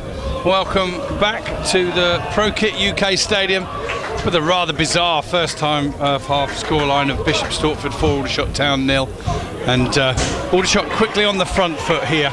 You'd expect to see some resistance in the next 10 minutes or so. It's a double change. Tolaj is on as an extra forward. He's actually come on for Kobe Rowe, a centre-back. And the other swap is in the heart of midfield, where Frost has come on for O'Keefe, who was on a yellow card. So it looks as though Aldershot might well be going with a little bit different shape for the second half. R&D Stadium. Okay. And it's the R&D Stadium, not the ProKit, I'm told. But there we go. I bet I could just call it Woodside Park. Okay. Ball is in touch over on the far side. So we'll see if we can work out what Aldershot's new formation is. It does look to me as if, at the moment, Ollie Scott might have joined in as a third centre back. Let's keep an eye on that. Here's Tyler Frost making his way forward. Aldershot certainly lacked pace and movement. They didn't play their game at a higher tempo that the National League North side might have struggled to cope with, and that's what they're trying to do in the second half here. That's the exercise by the look of it. Here's Scott coming forward, finding Cian Harries. Cian Harries, edge of the area, clips the ball into Thomas, holds it up, lays it off, and it won't quite find its man. Scott does well to just leave it and allow the Bishop Stortford player to put his forward pass into touch, and takes the throw himself into Widrington, back to Harfield, and now Widrington squares it across to Cian Harries. Josh Stokes almost looks like he's in a right back position at the minute. He's going to pick the ball up now. He clips it in. Thomas gets up, heads it down, and it's headed wide, and it will be a goal kick. Aldershot claiming that there was a touch on it and it should have been a corner. Some of the fans behind the goal the least happy about that one, but it does go wide. It is a goal kick to Bishop Stortford, and it looks like Glover's a right back. Ollie Scott is a left back, and it's a 4-3-3. It looks like to me. Graham Brooklyn, what do you make of it all? Yeah, I think you're right, Robert. It was always going to be something that he was going to try to try and just get ourselves back in. Getting Tollage on was obviously a no-brainer, really. We had to get him on there. I thought we might have got Tyler Frost on there. I think he'll certainly be coming on at some stage. Better intent in the early stages of the second half there, with Thomas climbing there to head just wide, but a good ball in. And again, comfortable on the ball, which we were in the early stages of the first half. Tollage trying a through ball to Barham, but Bishop Stortford have cleared their lines, and they might get onto it here with Critchlow, who of course got a hat-trick in the first half. Stokes has won the ball off him cleanly. Critchlow's now trailing in his wake as he bombs forward, Stokes, and finds Widrington. Widrington sends it out to the left side to Ollie Scott. So the shot's now in a 4-3-3, and Widrington is the anchor, if you like, in the midfield, with a ball played out to the left now, which Foxley can't get on. In fact, he does get a touch on, can't keep it in. It will drift out of play for a throw into Aldershot down by the corner flag. Now Eastbourne Borough, one of our local sides who were doing well today and were ahead, have been pegged back by St Albans. It's 1-1 there. There's Aldershot in the attack and Bishop Stortford clearing their lines. And I guess the instruction for Bishop Stortford, whatever the personnel, whatever the shape of Aldershot will be, just go and get through the next 15 minutes without conceding. Here's Stokes, ball into Thomas, holds his man up, tries a shot from distance, and that's horribly wide with his left foot, but at least there's a little bit more intention about Aldershot Town's play, and they need to spark a little bit of a comeback, Graham, for their own sanity, really, and that of their fans who've come to watch them today. We do, and it's one of those, really, and, even if we got it back to 4-3 or something, I wouldn't be too bothered, to be honest, today, because today is all about winning the game. We lose 4-3, we get knocked out of the cup. When we did Eastleigh, when we were 5-0 down and got it back to 5-3, everyone went away buoyant because we did so well to recover after being in that situation in the first place. But today, it's all about getting something out of the game and getting to 4-4. I go for winning on penalties if it came to it. But one thing's for certain, we've got to score soon to give ourselves half a chance. Tollage into Frost, turns one way then the other, goes back out to the right hand side to Glover, and he finds Frost going for a return ball, tries to get his cross in, that's cut out. It goes into touch and over the kind of 8-foot wooden fence on the far side. And there is just one National League game this afternoon, and that's between Eastleigh and Southend United, who are on the up and threatening to move towards the playoff positions. If Eastleigh win it, they can drop Aldershot to 11th place, but it's Southend who've gone ahead in that one through Jack Bridge. Throw in taken, foul by Lauren Tollage, and a free kick to Bishop Stortford, who really, from an attacking point of view, Graham, have probably done all they need to do today. Their exercise in the second half will be a very different one to Aldershot's, won't it? Yeah, it certainly would be, and you'd expect us to have plenty of the ball, which we've had in the first 5 minutes of the second half. Even there, you're seeing a little bit of break in play. Bishop Stortford player's gone down on the far side, and not rushing to get back into the field. Yeah, and Green it is. Yep. So I think play's going to be broken up as much as it possibly can be when Bishop Stortford get that opportunity. We've just got to be on the front foot, have a go, try and get that first goal back, and see where it takes us. We've had comebacks before. I'm saying comeback, I'm not daft enough to think that we can overhaul it without doing something really special, but even if we get one and then two, then the pressure's on, and we have been in that position where when we are on the front foot, we can be really dangerous and lethal, and we can turn things just very, very quickly. But 4-0 is a big ask. That's Graham Brooklyn, the co-founder of Aldershot Town FC. Here's Aldershot trying to go from back to front in 3 passes, which they may well have done here. The ball is smashed into touch by the number 6, Harry Beadle, and he's managed to clear the stand. Another ball's come on, and Aldershot have probably taken the throw in quicker than they might have done. Frost back out to the left to Ollie Scott, tries a little cross in. Tollage slightly on his heels there. Glover pulls it back, and it's cleared away by Mark Haynes, the one Bishop Stortford player who's on a yellow card at the moment. Stokes rushes to get the ball quickly and gives it to Glover, who'll take the throw, sends it inside to Tollage. Tollage holding it up, tries something that doesn't come off, and it's poked back into touch again by Bishop Stortford. Apparently the attendance has been announced as 837, which surprises me that it's that low. It's actually 120 or so less than there was. There's a ball over the top. Barham can't get his touch. If he pulled it down, he would have had a third opportunity of the afternoon, but he couldn't, and it went through to Giddins. Yeah, total crowd of 837, of which approximately half of them are Aldershot. Ball's back with the Bishop Stortford goalkeeper, so we'll go for our first update of the second half from Gary Smith, who's at Crawley against Salford, where they can only dream of the 4 goals we've had here. Yeah, we'd love to have that, Rob. We'd love to have one, because it's still at the moment Crawley Town 0, Salford City 0. We've played just over 57 minutes.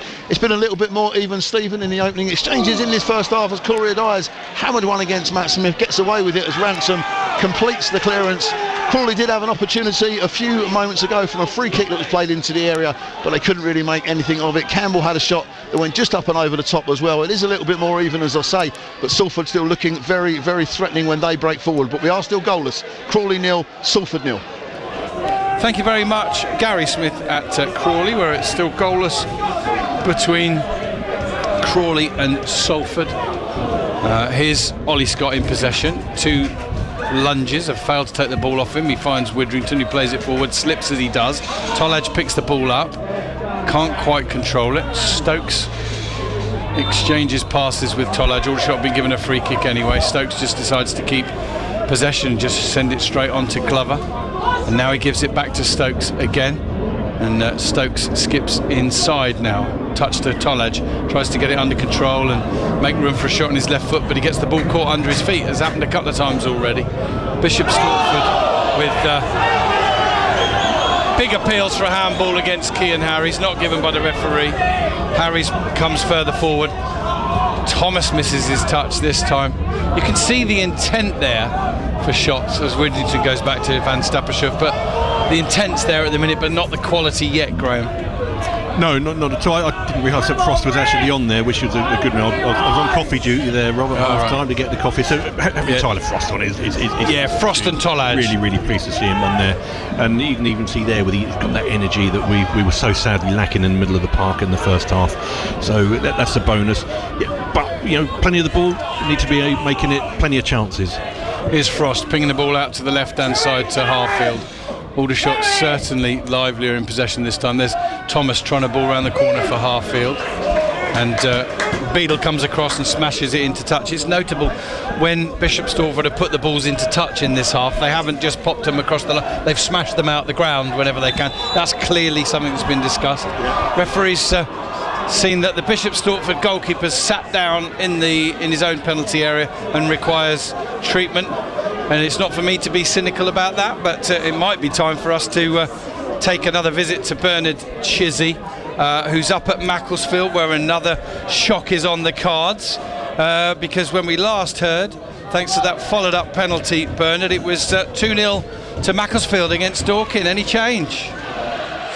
There hasn't been any change, but there could be now as Dorking break into the box. There could almost be a chance if you just bear with me. Blair sees his deflected effort go wide for a corner, but Dorking are trying to fight back. They've made a couple of substitutions, but only a few moments ago, Macclesfield with a brilliant counter-attack could easily have made it 3. Trey Bemberton just seeing his shot wide of the post. Still 2-0 for Macclesfield. We'll restart play with a throw, but once Bishop Stortford's entire team have come back on the pitch. If the referee's not wise to what's going on here, then he's a little bit green behind the ears. But anyway, not to worry. Bishop Stortford have earned the right to a bit of gamesmanship this afternoon. Scott throws the ball back to Widrington. He's got Harries to the side of him, who can advance if he wants. He just pings the ball out to the right side looking for Glover, who sends it back in. First time header towards goal, and Thomas looked to touch it in at the far post, and I think just didn't get hold of it, or didn't get much on it, and it's drifted behind the goal. I think maybe it was Tolaj who diverted Glover's ball to the far post, and Thomas arriving, and that could have been a perfect way back into the game for the shots there, Graham. Yeah, I'd like to see it again, but I think from the initial ball there, I think he actually took it out of Thomas's path. I think Thomas was probably in a better position, but maybe that little touch had just put it to the far post, which meant it was too far away for Thomas to gather. So, but better signs. Here's Bishop Stortford looking to build an attack of their own, but that's been thwarted. And Bull is with Frost on the left-hand side now. into Barham. Ball out to the right hand side. Tollage is picking up edge of the area. A little back heel from him into Glover, and Glover looks to clip a ball to the far post, where incredibly Barham and Thomas were both free away from their markers, and it goes straight over the goal away to our left, and it remains 4-0. Did you say an update from Eastbourne there, Mr. Producer? I thought, yeah, Kevin Anderson at Eastbourne. Yes, indeed, it's 1-1 here. I did warn you at half-time. Only 30 seconds it took for St Albans, the visitors, to equalise. A left-wing move, popped in from close range by Dom Hutchinson, who used to play for Eastbourne, and it's been really open. Eastbourne's still playing pretty well and pretty fast, but St Albans have finally got off the coach and joined them, so this could go either way. Meanwhile, down in the West Country, Worthing are 3-1 up, 2 goals in 3 minutes. Danny Cashman and Ollie Pearce, other way round actually, but they won't mind if they're Worthing fans. So they lead 3-1 at Truro City, and it's 1-1 here at Priory Lane. Sends it inside, and it's cut behind by, thank you very much indeed, Kevin. Cut behind, corner to the shots. I think it's their first of the second half, and the fans have lifted their voices a little bit. Oh, Harfield's dispossessed. Tollage wins the ball that's loose, shakes off his man, comes forward, plays it up to Stokes, gets it back from Tollage, and then they give it away, and Macclesfield have got a third against Dorking. Fast catching up with Bishop Stortford here, and Macclesfield of course are from level 3 of non-league. Good work that back from Harfield to track back with his man and then win the ball. Finds Tyler Frost, he's still well inside his own half, but not a great afternoon for our local side so far. Comebacks are plenty required. Here's Josh Stokes picking up the ball up in the rather unfamiliar, almost right back position. I think he's sort of going there out of possession and then bombing forward when he can. Here's Harries up towards Tollage, who lays it off to Widrington. Widrington's pass is straight to the Bishop Stortford right back Sam Robin. And now the Robin exchanges quite a ferocious exchange with his manager there on the bench, because his ball forward had given the ball away for clearly not following the instructions they were given at half time. There's a good tackle from Theo Widrington, but he can only poke the ball into the path of Sow, who's holding it up unopposed. Now he goes to the number 4, Jack Thomas, who's playing in the holding midfield position. Good ball into Critchlow. Critchlow nutmegs Ryan Glover. Now he's going back up against him again, down by the byline. Can he get his cross in? He's shoved a little bit from Glover. Clever timing from Glover.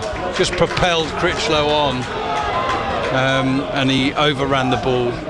And Van Stappershoef snaffled it. And he's rolled it to Josh Stokes. And clearly the idea with Stokes is for him to create a little bit, bring the ball from back to front, or find key passes. Here's Harfield drifting inside. Farnham 0, Bridgewater 1. It gets worse for our local sides. That one, of course, is in the FA Vase.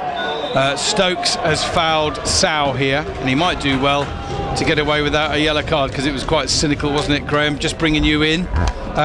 What have we had now? 16 minutes of the second half, and it's the next target achieved really for Bishop Stortford. They haven't conceded at all, and if you've been struggling to hold on to leads, that's got to be the way around it. And it's score more goals, hang on longer. Yeah, they've managed the game. They've managed the game really well in the first 15 minutes. You know, they do what we would do. I don't have any problem with them managing it, wasting a bit of time here, there, and everywhere when they can, because they'll look at it each quarter. That's the first quarter of the 45 minutes gone with no damage to them, and you know they're well in the driving seat in this game, because we really needed to score to influence the game. They've just put a little bit of pressure on a side that have lost from winning positions so often this season. But for all our possession, we've really only created 1 or 2 half chances. Tollage taking on one too many individuals there, lost out, but the ball was well won back by Ollie Scott, tracking back. And Aldershot certainly looked to have far more thrust in the second half, but they really barely struggled to create a chance. Kwame Thomas might have got on the end of one at the far post, and that's about it. Here's the number 14 Sow chasing in the wake of Kean Harries, who goes back to Van Stappershoef, and inside now to Frost, and he sends it out to Stokes, who receives the ball in a little bit of space on the right hand side. exchanges passes with Glover. Just under a week ago, 5,000 Shots fans were at the Hawthorns. It's about 1/10 of that tops today, and they're not enjoying what they're seeing, but they are. 4 goals down again. Is Theo Widdrington going to try a shot from distance? And he's fallen as he's struck it, and it's gone wide. And that's second effort of the... and Macclesfield have caught up with Bishop Stortford now. Macclesfield 4, Dorking 0. And we will, as we've got another stoppage in play here at Bishop Stortford for injury to another Bishop Stortford player. Let's go to Bernard Chizzy up at Macclesfield, where you've seen something similar to what we've seen here, I understand, Mr. Chizzy.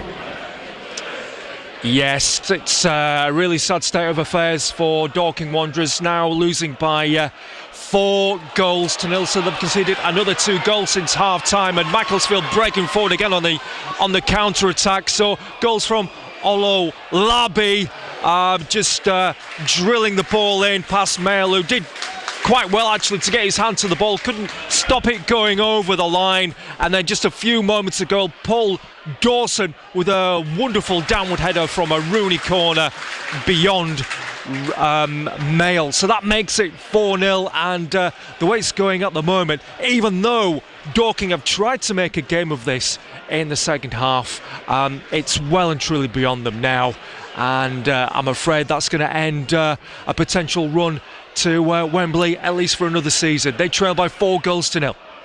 By the looks of it for Dorking. Thank you, Bernard. No cup advancement, it looks like, for Dorking or for the Shots today. Horsham are now 3-0 down, and here come Bishop Stortford down the right-hand side with the scorer of the second goal, Darren Foxley. Might be their first attack of the second half. Headed away at the far post by Glover, up towards Stokes, who rolls and turns the ball into the path of Thomas. Thomas finds Tyler Frost. He could go one-on-one here against Sam Robin. He's got an underlapping run from Bartham. He squares it across, half cleared. Stokes follows up. Oh, what a save! Finally asked a question, Jack Giddens, and he pulls off a remarkable save from Josh Stokes. Corner to Shots. Very quick word, Graham. Yeah, good work from Barham down the left-hand side. He got the ball in on the byline, cleared out there. Stokes in a position you'd always fancy him, just on the edge of the 18-yard box. Hit it well, but yeah, the keeper did really well. Parry it and away to his left behind for a corner. In comes the corner, headed on by a Bishop Stortford player, followed up by Tolaj. He turns, he gets a shot in, that's blocked by 1 or 2 defenders. Shots player goes down. Stokes inside the penalty area. The ball's cleared forward, smashes into the back of the referee, Jamie O'Connor, and he'll bring it back and give possession back to the home side, who've well, they've held firm, haven't they, in terms of Aldershot's comeback. Yeah, 1 or 2 people have lost commentary. We're still talking to the studio, we're still on the radio. If anyone's still got commentary and in touch with any of those who've lost it, just tell them to listen live to BBC Radio Surrey, BBC Radio Sussex, and they'll pick up the commentary on this one. There was some... Oh, here's a missed header from Harfield. We did wonder if Dorking launched a bit of a comeback in the second half. We might have switched games on the radio for you, but now they're 4-0 down. So who's going to even score a goal for our local sides today, other than Eastbourne, who've been pegged back, of course, by St Albans? Here's Frost, across to Harries. Harries finds Stokes. He's one-on-one against Critchlow. Threads the ball down the right side to Glover. That's squared across, and it's cleared behind by the number 2, Mark Haynes. And Aldershot Town have got themselves another corner. It's their 6th or 7th of the game. Looking to take it short. Now that plan may be off the cards. We've had almost half of the second half. In comes the corner, and it's headed wide by Aldershot. Goal kick. I think it was Barham who got up. And okay, we're going to hand over to Gary Smith at Crawley while our producer tries to reconnect our online listeners. Gary Smith. Yeah, thanks Rob. 71.5 minutes played here. We've just had the first change of the afternoon. It's looking very much like the visitors are going to make a couple of changes. Crawley have just brought on Forster and Lolos, which is the changes that a lot of people were hoping for at half-time. Darcy and Campbell, the two to be sacrificed. The visitors are now making a couple of changes as well. This second half has been a lot more even, Stephen, and the longer it goes on, you just think it's going to be one moment of magic that's going to decide this one. But as it stands at the moment, it is a blank scoreline. It's Crawley 0, Salford City 0. Feeds Tollage. Thank you very much indeed, Gary Smith. Hopefully our radio and non-line listeners have got us back now. It's still 4-0 to Bishop Stortford. Been certainly a different feel to the second half. Bishop Stortford with just the one chance. And Macclesfield have now put Bishop Stortford to shame. They've gone 5-0 up against Dorking. Here's Frost with the ball out to the right-hand side, where Thomas gets it, exchanges passes with Widrington, and Widrington exchanges passes with the opposition, and the ball's sent forward into touch, throw into Aldershot, halfway inside their own half on the right hand side. And what a rather bizarre afternoon we're having here in the Sussex and Surrey areas. A lot of cup games going on, FA Vase, FA Trophy, and not much in the way of progression looks likely at the moment. Here's Frost bursting through the middle, sends it out to the left side for Harfield. He does well, gives it back to Frost. Cross comes in from the left. Is that a bit deep? Yes, it is. Beats everybody. Sails away harmlessly behind the goal away to our left. Certainly Graham Frost coming on to the game has been lively, and he's picked up the tempo, hasn't he? He can control that a little bit more. And Tollage really so far, he's playing in the 10 position vacated by Stokes. But he's really been more of an individual effort, and what he's sometimes good at is just turning and getting away with the ball. He's not. He's been double marked quite a bit, and he's been dispossessed a few times.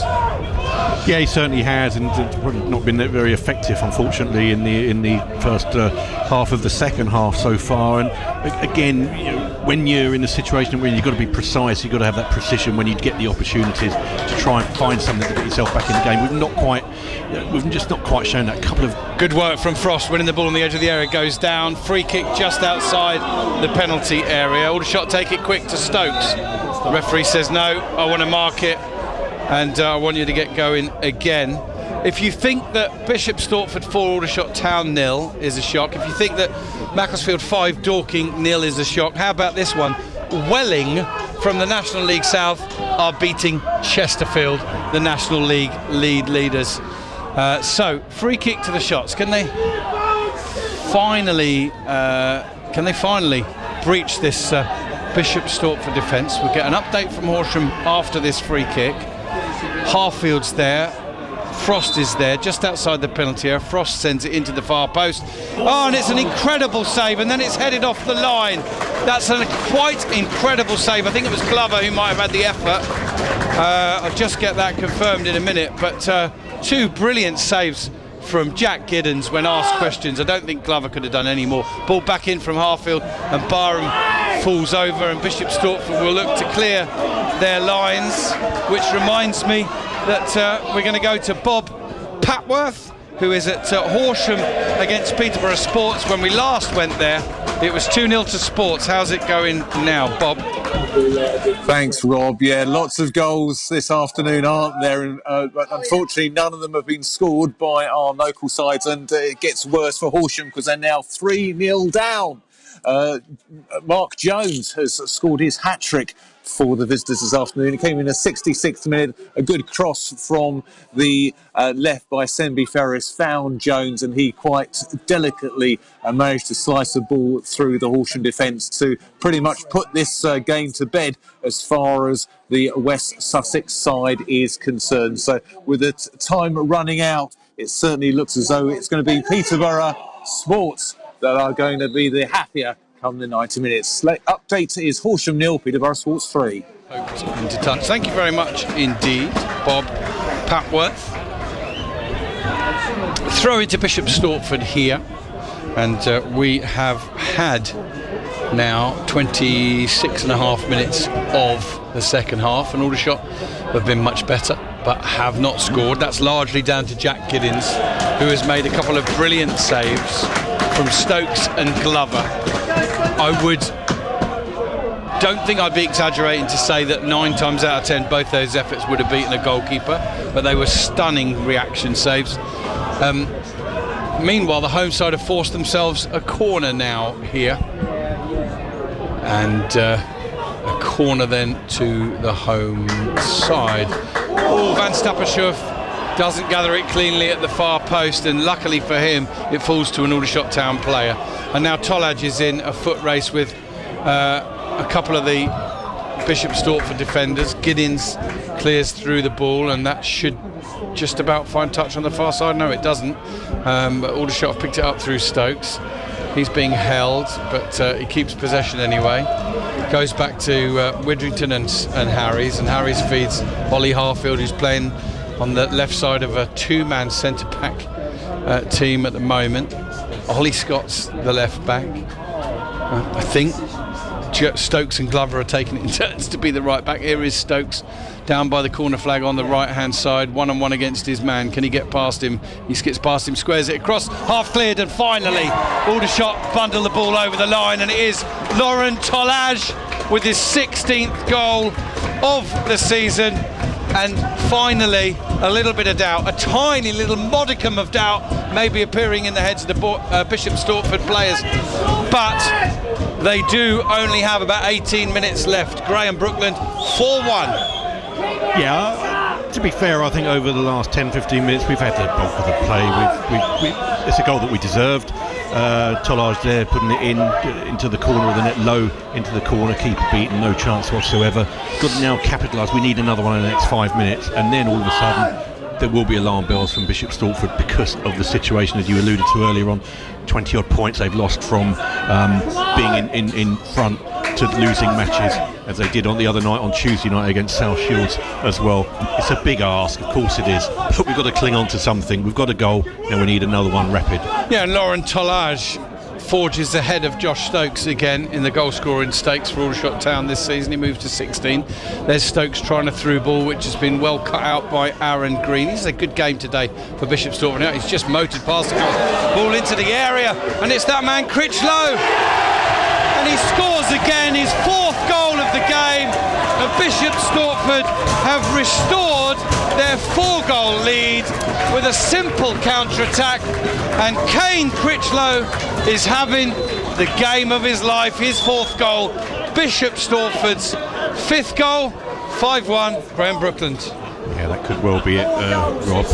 Never say never, but 5-1 with 14 minutes left. I think it'd be in dream world if you get back that. The lad took it really well. I mean, we're pushing up. We're trying to get that second goal. We've been caught over the top, but he really was composed and he finished. He's done really well this afternoon as Kane Critchlow. I noticed before he'd only scored 2 goals in his 8 previous appearances for Bishop Stortford. He's scored 4 now in one afternoon. I don't know much about the lad, but today, what an afternoon for him. And now 5-1 down with 15 minutes plus what would be an extensive amount of injury time as well. But we've just opened the door that we've now shut, and now the bolts are going on that door pretty quickly. Yeah, beautifully summed up there. We've got a goal at Crawley as we wait for the 7th kick-off of the day. Gary Smith. Well, the visitors have taken the lead here, Rob, and you can't say it's gone against the run of play. They have had all the chances this afternoon, but finally they have got the ball into the back of the net, and it's come courtesy of a Crawley error. Williams tried to play it back to the goalkeeper Adai. It was seized upon by the substitute Hendry. Corey Adai 1-on-1 made the save once again, but the ball broke for the other substitute and he couldn't miss from round about the penalty spot, rolled it into the empty net. We've got 10 minutes left on the clock. It is Crawley 0, Salford City 1. So Salford ahead, thank you Gary, at Crawley, just to complete a pretty awful set of scorelines for our local sides in football action this afternoon. So Aldershot put the goal back in the 74th minute through Lauren Tolaj, and then a straightforward counter-attack for Bishop Stortford, and Critchlow with his 4th goal out of the 5 scored. And now a couple of substitutions, and any nervous tension that Bishop Stortford might have felt, Graham, have been evaporated within seconds. Oh, hugely. Not just from the fact that they've pulled themselves back to a 4-goal advantage, but the crowd as well. That they love that, the crowd, and it's really given them a lift. and it would knock the stuffing out of us after just giving ourselves that little bit of a glimpse to try and get back in. Although here we go again, Harfield in. Cross in, header on target, I beg your pardon, cross on target, header over, and landing on the roof of the netting from Laurent Tolaj. And Pete Stamford, the Aldershot Town Club statistician, tells us that Critchlow joined Bishop Stortford from a Greek 3rd Division side earlier this season. And he's doubled his tally for the season. Just 2 goals coming into today and 4 more now. A terrific afternoon. I don't think they probably will need to announce the Bishop Stortford man of the match. Well done to Kane Critchlow. Here's Harry's winning the ball. Finding Tolaj, nice little back heel from him into the path of Josh Stokes. Stokes wandering out to the right hand side. He's released the ball now to Glover, who gets a good looking cross in. 2 Stortford players rise and win the header. Frost pounces on the loose ball. He's brought down, I thought, nothing given though. Stokes tries the ball forward, that's cut out like the one was before, and this one's going to end up in a Bishop Stortford counter-attack as well. And just look at the substitute making his way down the right hand side. Eventually from the big number 9 who's come on, he couldn't find the pass, and Aldershot to come away with the ball. Frost takes it nicely on his chest, backing away just to keep control of it. Well, we were at the highest scoring game, so our radio presenter and producer and extraordinaire Mr. Durrans, he did go for the right game after all this afternoon. 6 goals here. Very, very few goals though for our local sides, and obviously after 5 o'clock Tim and Cameron will wrap up all the football in action this afternoon, and those of us reporting on the games are often nagging them to get the post-match interviews out. There might not be too much of a queue today. Here's a knockdown and the decision goes against Jack Barham. Free kick to Bishop Stortford, and Dorking have saved a penalty to avoid the indignity, I can't even think of the word now, but of going 6 down. Indignation, the indignity, that's the one I was thinking of. Yeah, that's the one. Thank you very much, Tim. Huge kick from Giddens is won by Harfield, knocked down into the path of Stokes, who plays it forward looking for Kwame Thomas, who looks like he's going to play a rare 90 minutes here. Pete Stamford, if you're listening in, you might better look and tell me if Kwame Thomas has played 90 minutes all season. I can't remember. Ball down the right side for Bishop Stortford. Ollie Scott's onto it. Van Stappershoef he goes back to, but Van Stappershoef can only clip it to Darren Foxley. Foxley finds Sam Robin in possession, and pretty awful day in the office, but as Mike Brown says, clip ball over the top from Harries is headed down, but it's a Bishop Stortford player that moves onto it in vacant territory just inside their own half. Now they try a long ball down the line, and that should go all the way through to Geordie Van Stappershoef. Somehow or other, Mr. Brookland, you're going to have to name an Aldershot Town player of the match today, so if you want to start thinking about that one. Here's Stokes coming down the right hand side, and the ball's deflected into touch, throw into Aldershot level with the edge of the penalty area, taken quickly, thrown inside to Tolaj, who goes for a return pass and receives it nicely. Another little back heel is good, finds Glover, and then a heavy touch from him, ball behind, goal kick to Bishop Stortford. Let's go back to Kevin Anderson and see if Eastbourne can provide any better news for our local sides this afternoon. I only wish we could, but the Borough are 2-1 down. Remember, they conceded an equaliser within 30 seconds of the start of the second half after dominating the first half, and then Sean Jeffers, the man who absolutely scores every week pretty well for St Albans City, and he's been doing it for years, he put the Saints ahead on 69 minutes, and that's the way it has stayed. We have got 5 minutes plus stoppage time left for Borough to redeem it, but they look as though they've just run out of steam a little bit. Down in the West Country, meanwhile, great news for Worthing. They now lead by 4-1. Ollie Pearce with his 20th league goal of the season. A 20-goal-a-season striker. And it's Worthing who are ahead by 4 goals, so they've not caught the same virus, metaphorical virus that all the other local sides have. There's Thomas going over. Cobham are losing 2-0, by the way, in the FA Vars.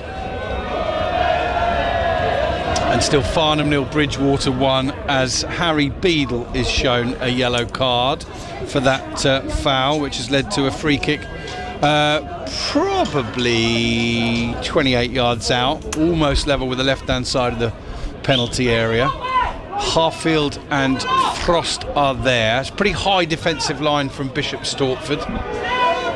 Sorry, I did mention about Giddins' clean sheet a minute ago. He hasn't got one, of course, because Tollage pulled one back for shots. But we forgot about it rather quickly as Bishop Stortford broke forward and got a fifth. Here's the free kick then for the shots. Frost sends it in, headed away, edge of the area to Stokes. Can't bring it down, half cleared. Harries goes to ground and wins the ball, gets up with it, but now he's relieved of it by Aaron Green. And then Stokes puts a foot in and wins it, but unfairly, illegally even. I'm going to put some different teeth in a minute. Free kick to Aldershot halfway inside their own half. And the reason I've gone giddy, listeners, is Farnham have levelled in the FA Vars. The comeback is on. But then Bridgewater went and did a Bishop Stortford and scored again straight away. So Farnham 1, Bridgewater 2. You're teasing me there in the studio with these comebacks, honestly. Ball's hammered into touch by Bishop Stortford, who lead by 5-1. And we've had 38 minutes of the second half, so 7 left plus whatever's added. And here's Josh Stokes picking up the ball in his unfamiliar right back position. Gives the ball to Glover. He exchanges passes with Tollage. Nice return pass from Tollage. He'll get another one back now. Tollage tries a ball inside, which Stokes can't get onto, but Tollage wins it back. Stokes is breaking away into the penalty, pulls it back, looking for Widrington. Frost with a shot, is on target and comfortably saved by Giddins. The easiest of his 3 saves in the second half, Graham. But Aldershot, well, they're huffing and puffing, and you can't really say too much more than that. Yeah, not a great deal to say, Rob. To get things into perspective here, we're playing a team this afternoon that lost their last 6 league matches at home. They're 12 points adrift at the bottom of the National League North. They've used 41 players this season in the league alone, let alone the Cup. And this is a massive opportunity for us. I'm looking around the FA Trophy scores. I'm seeing Oldham are losing. I'm seeing Chesterfield are losing. I'm seeing all the teams that would be competitors. Here's Frost going straight through the middle. He's going to try another shot. That one is blocked at source. Sorry, Graham. Tollage has picked it up, sending it out to the left-hand side to Ollie Scott. Heavy touch from him. Coming together, he's lost the ball. It's gone into touch. Throw into the shots is taken quickly into Theo Widrington, who is on the verge of playing 90 minutes as well. I'm told Kwame Thomas has played plenty this season. Here's Widrington with the ball into Frost. First touch is high. Is that handball? Not given. And is cleared away for a throw-in rather than a corner by Bishop Stortford. And Aldershot asking plenty of questions, but just the one goal so far. Frost squaring it to Stokes. Stokes, good effort from distance. Caught it really powerfully, got a bit of dip on it, but not enough. And it probably sailed, no more than, a foot or so over the crossbar, Graham Brookland. Yeah, it was a decent effort from Josh Stokes there, but he hadn't done enough of that, obviously, in the game today. Unfortunately, it's one of those where we've had different spells where we've had a couple of chances there, a couple of long ranges there. The key moments really were in the earlier stage of the second half when, as you alluded to there, Jack Giddins made 2 fantastic saves. They were the times of the game when we needed to score to really put some alarm bells into Bishop Stortford. But of course, when we did get that eventual goal from Tollage, they went straight down the other end and scored, and that's really killed the game off. And as optimistic as I can be, as I like to think I can be, with 5 minutes to go and 5-1 down, I'm sort of accepting that we're not going to be at Wembley in May. Cross from Ollie Scott is plucked out of the air by Giddins, who in truth is not the tallest of goalkeepers, but he rose above everybody else there, and he certainly enjoyed his afternoon. And a long ball forward from him is bouncing once and then goes through to Jordi van Stappershoef in the Aldershot Town goal. I think has made 1 save this afternoon. He's struggled to get anything on the other efforts from Bishop Stortford, which have been beautifully finished in many cases from Critchlow. Is Tolaj feeding Frost? He's to the edge of the area, going on his right foot. Can he find a shot at the end of his run? No. Comes out to Stokes. He picks it up on the edge of the box. He makes his way forward, gets a shot in. That hits the derriere of a Bishop Stortford player, and then it's half cleared. And they'll have another counter-attack here, Bishop Stortford. And the ball's sent out to the right-hand side to Godfrey. And there's a sick goal as he plays it inside. And Bishop Stortford 6, Aldershot Town 1. And I think it's another goal for Kane Critchlow, who may have scored 5 this afternoon. Confirmation to follow. But Bishop Stortford 6, Aldershot Town 1, nods around me. It's 5 goals for Kane Critchlow.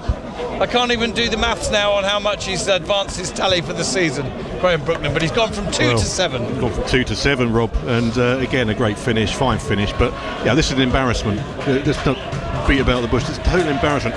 These guys were heroes last week, they were heroes at Swindon, they were heroes at Stockport, but to be a hero, to go to a legendary status, you have to be consistent and you have to put in the performance week after week, and that's the difference between that. These guys have got the remainder of the season in the National League to become legends if they can push their way into the playoff position and get themselves with it. But if they perform like this week in, week out, we're going to be miles off it, because this is just not good enough this afternoon. This is going back to the Aldershot that we've experienced over the last few years, and it's really upsetting, it's really annoying to be having that conversation, because I hold this group of players in a different level to the players we've had in the last few weeks, or the team, not the players, the team over the last few years. But this has been a step back into the distant past, the past that we've been embarrassed to have over the last few years. So they've got to get this out of their system pretty quick and get themselves back on track starting next Saturday at Kidderminster, because they're going to a team that are bottom of the National League. They've got a new manager in Phil Brown. He's an experienced, wily old manager, and he'll be watching the results of this, and he'll be pushing into his players a great opportunity for them to get a result. So what could become, we could still have a fantastic season. We've had a great first half of the season, but this is a disaster, and this has set us back a long way today, and I'm really, really disappointed, and I'm embarrassed this afternoon. Yeah, thank you very much. Beautifully articulated. It's not the articulation that Aldershot Town's co-founder Graham Brookman would want to have been given this afternoon. We're going to have 7. Now, I'm not predicting a 7th for Bishop Stortford. We're going to have 7 added minutes here at the end of this one. So if our producer wants to set his stopwatches, that's pretty much how long. We'll say 7.5 minutes with Graham summing up at the end. He'll try and find an Aldershot Town man of the match. They've got a free kick now out on the right hand side.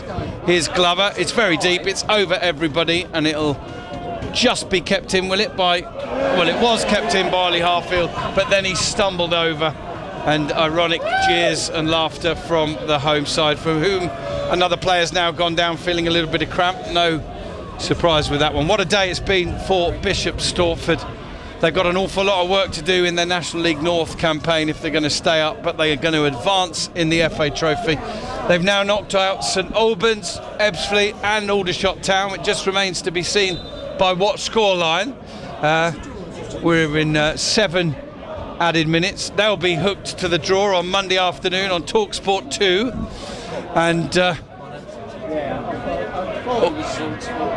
but Dorking won't be, Horsham won't be, and Aldershot won't be. They're all going out, and Aldershot by the biggest margin of anybody. Farnborough going out of the Vase, Cobham going out of the Vase, and Crawley a goal down, Eastbourne a goal down, and Worthing just rocking it basically. 4 up, aren't they? I think 4 something, Worthing anyway.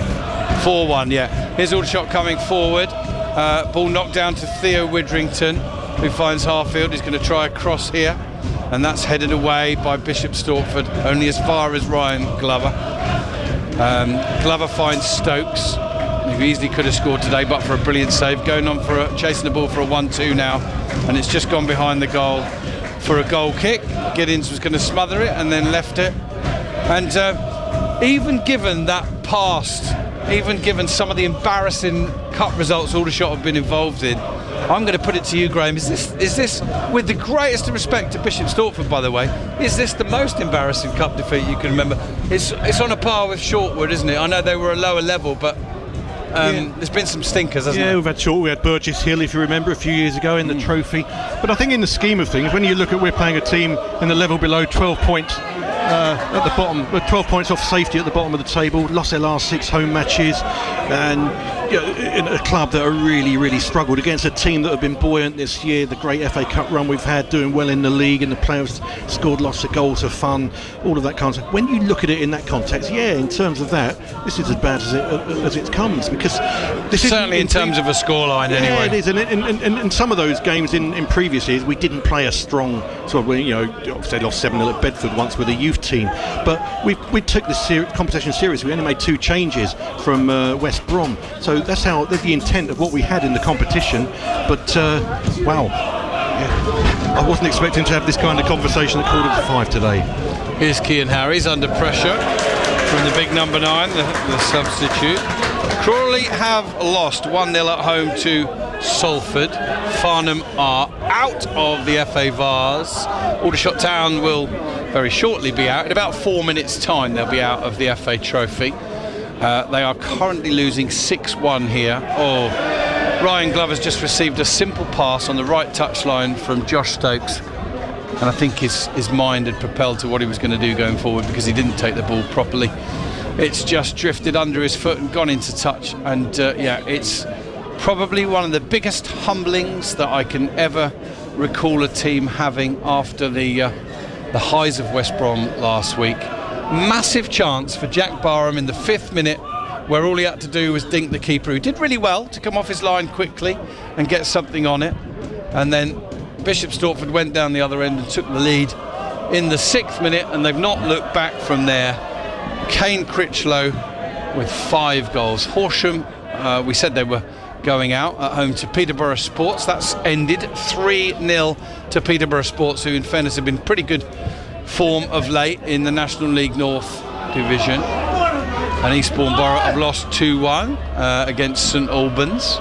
The ball's back with Geordie Van Stappershoef, Tim Durrance, and Cam, our producer there, will wrap up all the games this afternoon after 5 o'clock. A couple of minutes' time when this one's finished.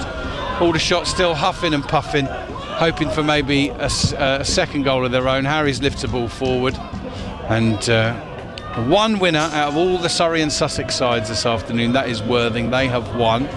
Here's Stokes going to send a cross in from the right, and it's met by the head of Harry Beadle, and it will just drift into touch down by the corner flag away to a left for a throw in to Aldershot. And in just under 2 minutes' time, you're going to hear the biggest cheer of the afternoon, probably the one that is going to celebrate for the Bishop Stortford side. Perhaps the biggest shock in terms of a scoreline all afternoon.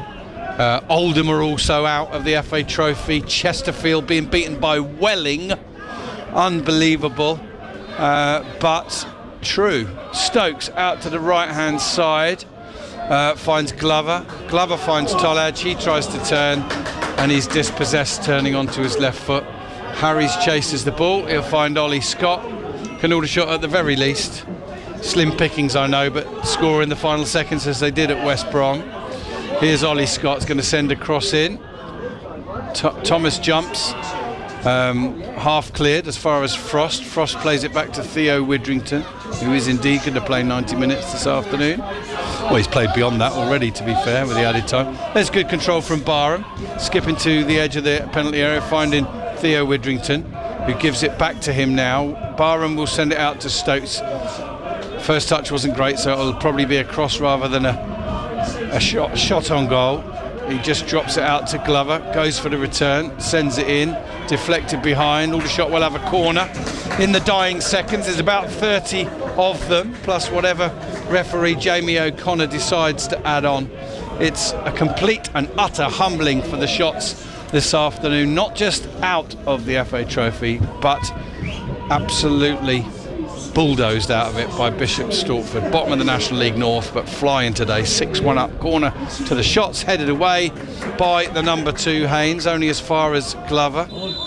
there is the final whistle, right on time. Congratulations to Bishop Stortford for Aldershot Town. It remains to be seen, as I come to you with this final thought and question, Graham, just how much damage might that defeat do? They are still in with a shout of the playoffs of the National League, but they're going to have to reset pretty quickly after this one. Final score 6-1. Well, of course, they're very much in the playoff hunt, Rob, but I've been around the block many years to know that you can be heroes to be villains very quickly. And if we put performances in like that, week in, week out for the remainder of the season, those feel-good factor 2,500, 3,000 crowds that we should be getting over the next few weeks will quickly be back to 1,500, but don't worry about that. So this is the biggest test of Tommy Widrington's management, and I love Tommy Widrington, the management. I love his management team. I love what they brought to the club this season. They've transformed the football club. Well, today is going to test them in a different metal, because they're going to have to sit down and dissect this game. They're going to have to analyse exactly what went wrong, how it went wrong, and they're going to have to show their worth in terms of turning this around next Saturday at Kidderminster, which is a critical game. And then we go into 4 games in 10 days with the Kidderminster. Bromley at home on the Tuesday night, who are flying. Rochdale at home, again another team around the playoffs, and then Wealdstone away, never an easy place. So massive 10 days for the season. As I said earlier on, these players have been heroes this season, but if you go to that next bracket, you have to be consistent. If you want to be legendary status, you have to have things on your CV, whether it's promotion or an FA Trophy victory. Well, we ain't getting an FA Trophy victory. The Wembley dream's gone for the FA Trophy again, but there's still a dream alive for the playoffs. But they've got to be far better than they've been today. This is as poor as I've seen Aldershot play for a number of years. I can't believe I'm saying that, because there was nothing to suggest that we could be doing that today. We had everything in abundance. We had everything going for us. We had the euphoria of last week, euphoria of the cup runs, and it's just been dismantled in 90 minutes today. So it's a disaster in terms of today, but now it's how the management team turn that into next week and moving on, because fans aren't going to be putting up with too much of that nonsense as they've done today. We've been treated well this season. We've had some fantastic times, but this is a low. We've had some highs. This is the lowest we've had this season, and we've got to turn it around pretty quickly. Graham Brookland, co-founder of Aldershot Town Football Club, thank you so much for articulating as well as you have what I know is very painful for you this afternoon. It's a write-off of an afternoon for the Shots. Man of the match, did you find one in that team? Two things just to end with Rob. Before I go any further, I just want to say congratulations to Bishop Stortford. What a fantastic achievement for them today, to turn a season that had been going nowhere. They know they're on their way out of the league. They have to go in. They have to play in the Northern League as it is in the National League, which is a disadvantage for them before they even kick a ball at the start of the season. So to turn around when you've lost 6 home league matches on the trot, to turn around a performance like they've done today is fantastic for them, and they deserve every congratulations they get today. They've been fantastic. Man of the match, do I really have to? No, you don't. No. The only one I would say, I think there's 2 players who've probably come out with a little bit of credit, and to be honest, I could go through the team and dissect where they went wrong. We 3 centre halves in the first half. They gave the ball away time and time again. None of them deserve it. If I'm going to go for anybody, I'm going for Tyler Frost. He only came on at half time, but I thought he had the energy. I agree. And I think I'd have to give it to Tyler, because he worked hard and he came on when his team at 4-0. How difficult was that for him? But I think if you're going to have to go for a man of the match, then it would be Tyler Frost. Thank you very much, Graham Brookland. That's it from myself, Rob Worrell, and Graham. Thank you to our radio listeners. We brought you 7 goals. Unfortunately, 6 of them went to the opposition. Back to you, Tim Durran's final score: Bishop Stortford 6, Aldershot Town 1. Well, thank you, gentlemen. Graham joked off air that he'd come out of retirement for today. Rob then joked off air after that. He'll probably want to go back into retirement after today. I don't think he meant in that way. So that is the end of Graham Brookland's broadcasting career. Bernard Chizzy will never work for us again. His last 2 games have cost us 11 goals. We'll hear from Bernard in a moment's time. All 3 of our sides out of the trophy. All of our sides out of the Vase. Oh well, but let's dwell on League 2. Not much better, but let's. Poor Gary Smith is dying to get an interview and go home and weep as well. Crawley have been beaten at home in League 2. We joked that might happen, Gary, after the euphoria of the last 2 or 3 results. Yeah, we certainly did, Tim, and you can't say that Salford didn't deserve it this afternoon. They were by far the better side. They peppered the Crawley goal for the whole of the 90 minutes, and they finally got their breakthrough after 80 minutes. But even then, man of the match, Corey Adai, the Crawley Town goalkeeper, made the save from the one-on-one. but then the ball broke for the substitute Kelly and he couldn't really miss from just round about the penalty spot, just drilled it low into the bottom corner. Crawley huffed and puffed, and they created some chances here and there. They didn't really do a great deal in the second half. They did a little bit in the first half. Will Wright had a wonderful opportunity sliding in at the far post after a great ball in from Jack Rolls, but he couldn't quite convert it. And the bulk of the fans go home very disappointed here this afternoon. Tony Vesey said to me, and I think he said to you, Tim, in the build-up that we did to the game, that it was going to be very, very difficult here today, and Crawley couldn't afford to be complacent, and the league table would go out the window, as would the form guide this afternoon, and that's certainly the way that it transpired. It's the away team who get the victory. 2,970 here to see it this afternoon. 95 Salford fans. They are the ones who go home the happier, Tim. Their side have won. It's Crawley 0, Salford City 1 at full-time. Thank you. Sutton did get a creditable point, 2-2. I'll give you more details between 5 and 6 on that one. Also out in the trophy, Dorking Wanderers beaten at Macclesfield. Bernard Chizzy. Tim, difficult to know where to start with this. It was a sorry, humbling afternoon for Dorking Wanderers. Began relatively well, but once Macclesfield got into their groove, there was just no coming back. Dorking 2-0 down by half-time. Owolabi with the first from a tight angle. Curran, after his penalty was saved, grabbing the second before half-time. Mark White did ring the changes, made a change at half-time, then made a couple of substitutions early in the second half just to improve things. They did fractionally improve Dorking, but it was Macclesfield throughout the game, Tim, who were carving out the best chances time after time after time, and they scored further goals, with Drummond making it 3. Mail did his best to keep that one out. Dawson with a brilliant downward header from a Rooney corner to make it 4. And then the pick of the bunch, Lee Duffy with a brilliant curling finish inside Mail's left-hand post. It could have been even worse. Owolabi could have made it 6 to get his hat-trick. A brilliant save from Mail to deny him. Worse to follow for Dorking. They then had a man sent off. Moore was sent off. He'd only been on the pitch for a few minutes as a sub. He was sent off for a straight red. And Barry Fuller went off injured as well. And because Dorking had used all 3 substitutes by that stage, ended the game with 9 men. Bobby Joe Taylor with the only shot on target for Dorking from a free kick. It's going to be so difficult for Mark White to kind of unpick this. It did really have shades of Gateshead all over again at times. There was effort from the players. I don't think anybody can question that. But they don't have much time to recover, Tim.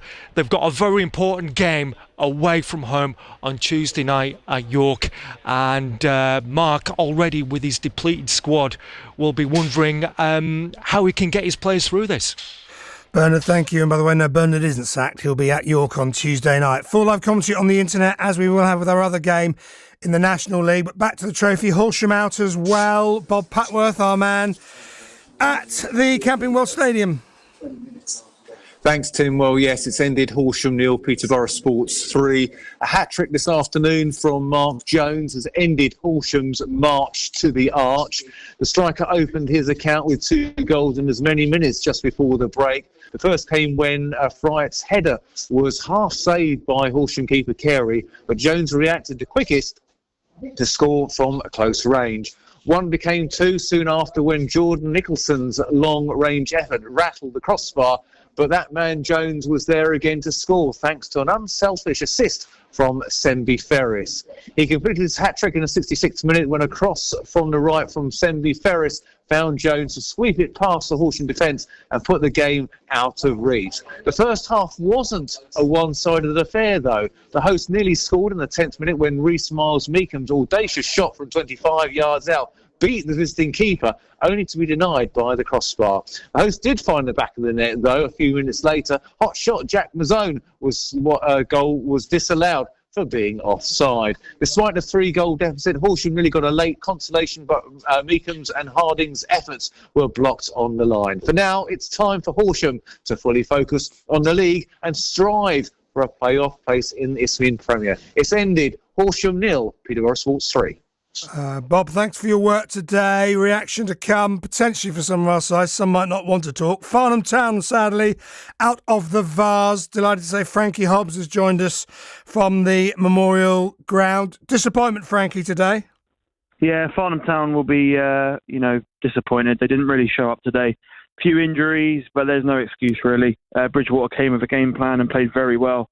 Looked very comfortable. They dominated the first half. Came out in the second half and got their goal for a well-timed free kick in the 75th minute. Farnham, they came back into it, but then suffered a red card. Owen Dean judged to have committed a serious foul play incident. But Farnham did grab an equaliser in the 90th minute through Ryan Kinane. And it was frustrating that in the dying embers, Bridgewater made it 2-1, and they will take the fifth-round place from Farnham Town. Farnham will pick themselves up. They've got a league game next Saturday against Croydon. But it's very disappointing here. 820 people were expecting Farnham to go through and, be 4 or 3 games away from Wembley. But that journey sadly ends. But it's been a great run, and Farnham will continue to push on. Frankie, thanks for your work today. So Farnham out. Cobham, I'm afraid, have gone out too, beaten 2-0 in Kent at Deal Town by 2-0. Last but by no means least, 2 stories, one not a good one, but we do have one win. Let's start with a defeat for Eastbourne Borough, but They ran their opponents close. Kevin Anderson, our man, who's been very patient in a very cold Priory Lane. That's fine. It's a nice still evening, actually. I'm just sort of ruminating here, and the bright lights are still shining. Oh, get on with it, Anderson. It was a cracking game, actually, Tim. And Eastbourne, quite seriously, it was the best they played all season. The first half. Now, perhaps it was a commentator's curse. I don't usually do hyperbole, but I was getting a bit carried away. They played really, really well. Only had 1 goal to show for it. Seal against popping in a ball after a great left-wing move from Archie Proctor. Should have been further ahead, should have been out of sight, really, because St Albans, who were a decent side, just couldn't get a kick. They just didn't get near the Eastbourne goal. 30 seconds after the restart, they got near the Eastbourne goal. Borough maybe still sleeping, and a ball came across, popped in by Dom Hutchinson, who used to play for Borough under Danny Bloor. 1-1, and Borough, had they lost momentum? Yeah, a certain amount. I think dispirited because of letting in that equaliser. A little bit of energy lacking as well. But also, St Albans got their game together. They defended well. They are a really good side, and they're going to be a playoff side, I'm pretty sure. And in their only credible attack of the half, I promise you that's the truth, St Albans got the winner. Sean Jeffers, who's been around the block a few times and always scores goals, and popped it in after Borough should have cleared the ball. They fought back well, the home side, came very close in the last 5 minutes, a couple of balls across the goal mouth, nobody could quite pop them in.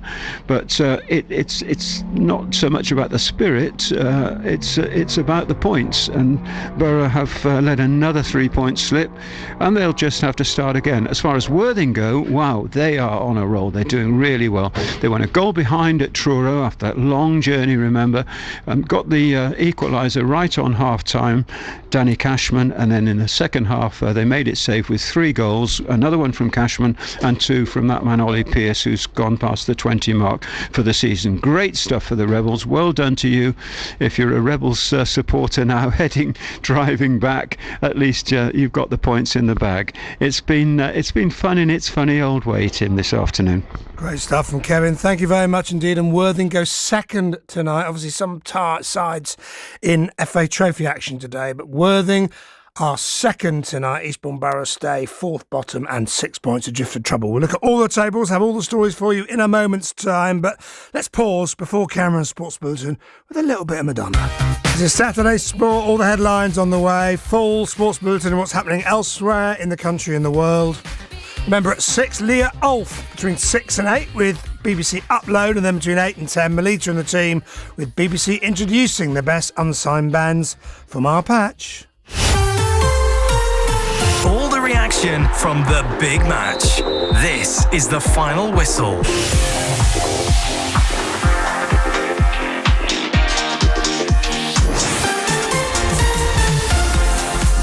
So huge disappointment locally. Crawley beaten in League 2. Sutton get a point. So Crawley 11th, 3 points adrift of the playoffs again. Sutton are 23rd, 6 adrift.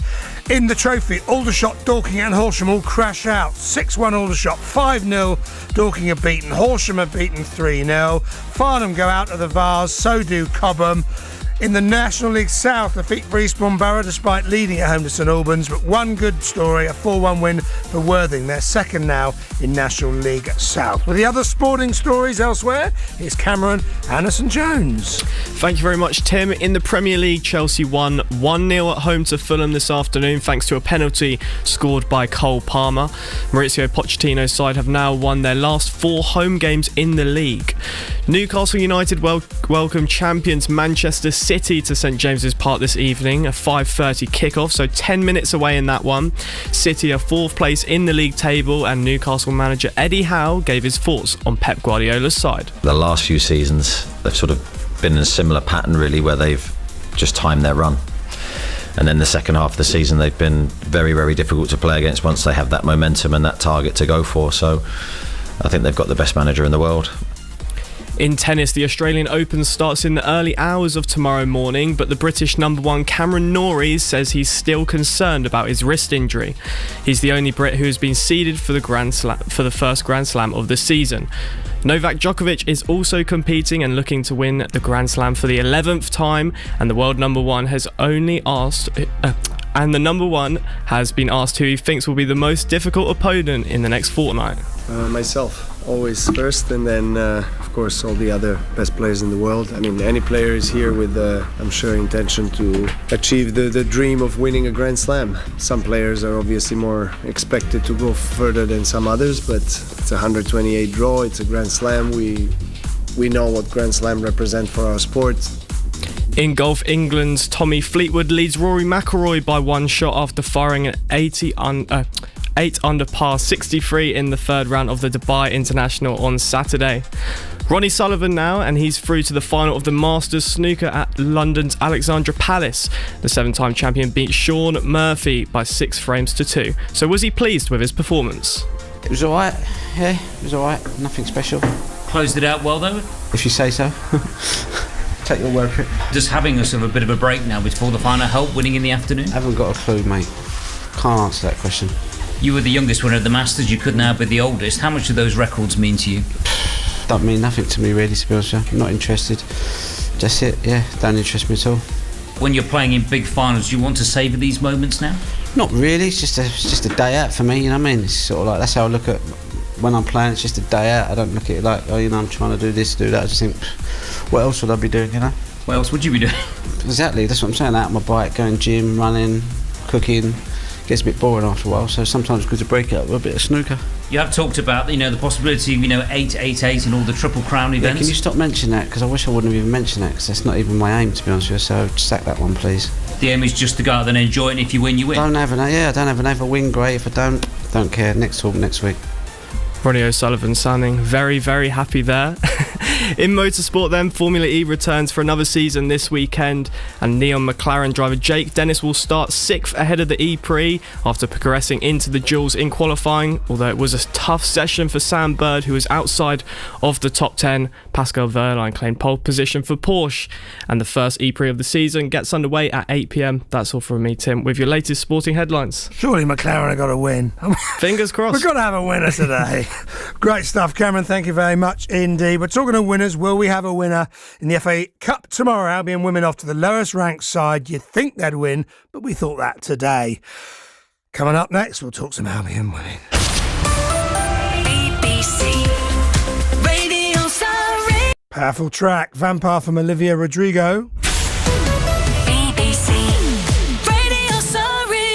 Yeah, good afternoon. Tim Durrams with Saturday Sport. A hugely disappointing Saturday. If you have been with us from 2 o'clock, thank you. You deserve a medal. We had lots of chance of Wembley and lots of build-up. Hopes for 5 sides. 4 have gone out in the FA Trophy. Go. Aldershot, Dorking and Horsham with a cumulative conceded goal tally of 14 goals today. At Farnham Town beaten 2-1, they're out of the Vars, as are Cobham beaten 2-1 by Deal Town. So that leaves just one Wembley dream left from our sides in action this weekend. Brighton And Hove Albion women, of course, like the men, both got to the semi-finals of their respective FA Cups last season. Both lost to Manchester United. The women 3-2 in a dramatic game up at Lee Village. They're beaten in the away game there 3-2. But they're back. They're in round 4 and they have a huge chance this weekend. They face the lowest ranked side left in the competition, Luton Town Ladies, 4 divisions below them. The Seagulls defender Poppy Pattinson's been speaking to Juliet Parkin. Yeah, we're all very excited to get going again. Obviously to get back into the run of games after the little break. The FA Cup always seems to deliver, and hopefully it's an exciting one this season as well. Last season, the club went a long way in the competition, all the way through to the semi-finals, meeting Manchester United. Such a narrow defeat. What did it mean to get through to the semi-finals? What are your memories of that day? Yeah, I think, like you say, that was an amazing run for us to get to the semis and play against United, who we all know is one of the top teams in the WSL now. Obviously very close and conceded that last minute at the end to make it 3-2. Obviously very disappointed, and hopefully we can correct that this season and go one step further. And how are you feeling as players going into this weekend? You are facing the lowest ranked side left in the competition, that's Luton. But anything can happen in the Cup, can't it, as we've seen in previous years? How do you feel about facing Luton Town this weekend? Yeah, obviously, I think, first of all, congrats to them to making it this far in the FA Cup. We never want to underestimate anyone. Yeah, we got to prepare ourselves as we would for any game, because, even in the league now, anything can happen, let alone the FA Cup, which always delivers. I think it's just exciting, get back on the ball, and we want to develop our style of play and hopefully show that in this game too. And we certainly saw from last year's final at Wembley how much of a crowd puller this competition can be. Wembley packed out for the final of the FA Cup. How big a showcase is it for women's football, this competition, would you say? Yeah, like you say, Wembley packed out. That's, as women's footballers, that's what we want to be a part of as a team, and as individuals we'll aim to get to that final, to play in front of that crowd. Obviously Luton is our first step to that. I think it will attract a good crowd itself. A WSL playing against the lowest rank in the competition now, but yeah, it's exciting, and hopefully we can see that this weekend. You have had a break. It was 17th of December the last time you played. How have you used that break? Yeah, I think off the back of the first half of the season, it's nice to go away, recharge, get some rest in. Personally, I got a little holidays in. Yeah, that was nice, but obviously kept the fitness up, got to be professional in that as well. And yeah, hopefully we're in a good shape, feeling good to go into this weekend. Yeah, as a professional player, how do you keep that fitness going over the Christmas period? It is a time when a lot of people like to have good food, something to drink, they like to let their hair down a little bit. But as a pro player, how do you keep your fitness levels going? How do you prepare yourself for this busy month ahead? Yeah, I think it's the mentality that athletes have to want to be the best and be at the top. I think you've got to have that, the responsibilities that come with being a professional footballer. And yeah, I think it's everyone's personal responsibility to deliver on that. And I'm sure the girls have put in the work and come back in good stead to go. Now, you have got a busy month ahead, and I know you'll be really thinking to those WSL fixtures, hoping to get some wins in the bag. When you are preparing for the next game, are you simply thinking one game ahead, thinking about this weekend, for example, or is your mind working towards those fixtures this month, next month, thinking about getting those points, those vital points to move up the WSL table? I think, in the WSL, you got to take one game at a time mostly. Of course, you can't deny that you don't look ahead in some instances, but every game is important. Every game can offer something different. I think right now we've come in off at the back of the break, and we just want to develop our style of play a little bit more and get that connections perfect. So if we can refine them, put it into practice this weekend, and hopefully that puts us in good stead for the WSL as well. And just returning to the Cup, obviously as a club you hope to progress as far as you can. Financially, it's good for the club to progress as far as you can as well. We know the prize pot this year has doubled, which is great for the women's game. How much as players do you talk about things like increasing in prize money? How much do you talk about the finances around the women's game? I think it's all, you hear it all as players. You hear it all, you see it all. Yes, the noise around women's football is great right now and we want to be a part of that. We want to keep pushing that. I think the game deserves it, but as players we got to keep focused on what we do day to day in training, and I think that's our biggest priority. Pretty good news in rugby for two of our sides, the top two both winning. Worthing beaten. So, Dorking thrashing North Walsham, who've now lost all their 18 matches, 59-33, but the lead is Isha did win just. It went down to the wire, 36-34 away to Canterbury. So wins for Isha and Dorking, the top two, but defeat for Worthing, 49-26 away to Barnes. Defeat for all three sides in the FA Trophy today, so no one progressing to the last 16. Aldershot Town losing 6-1 at Bishop Stortford. We'll hear from Tommy Woodington before 6 o'clock. Dorking beaten 5-0 at Macclesfield, and Horsham 3-0 beaten 3-0 at home to Peterborough Sports. Bob Patworth has been speaking with their manager, Dom De Paula. Dom, 3-0 scoreline. What are your thoughts on how your team performed this afternoon? Yeah, I just think it was probably like the game was basically a 10-minute spell each half, each side of half time. I think it was a relatively even first half. I thought we played all right. I thought they played all right. They had some chances. We had some chances. I think Lou's made a good save.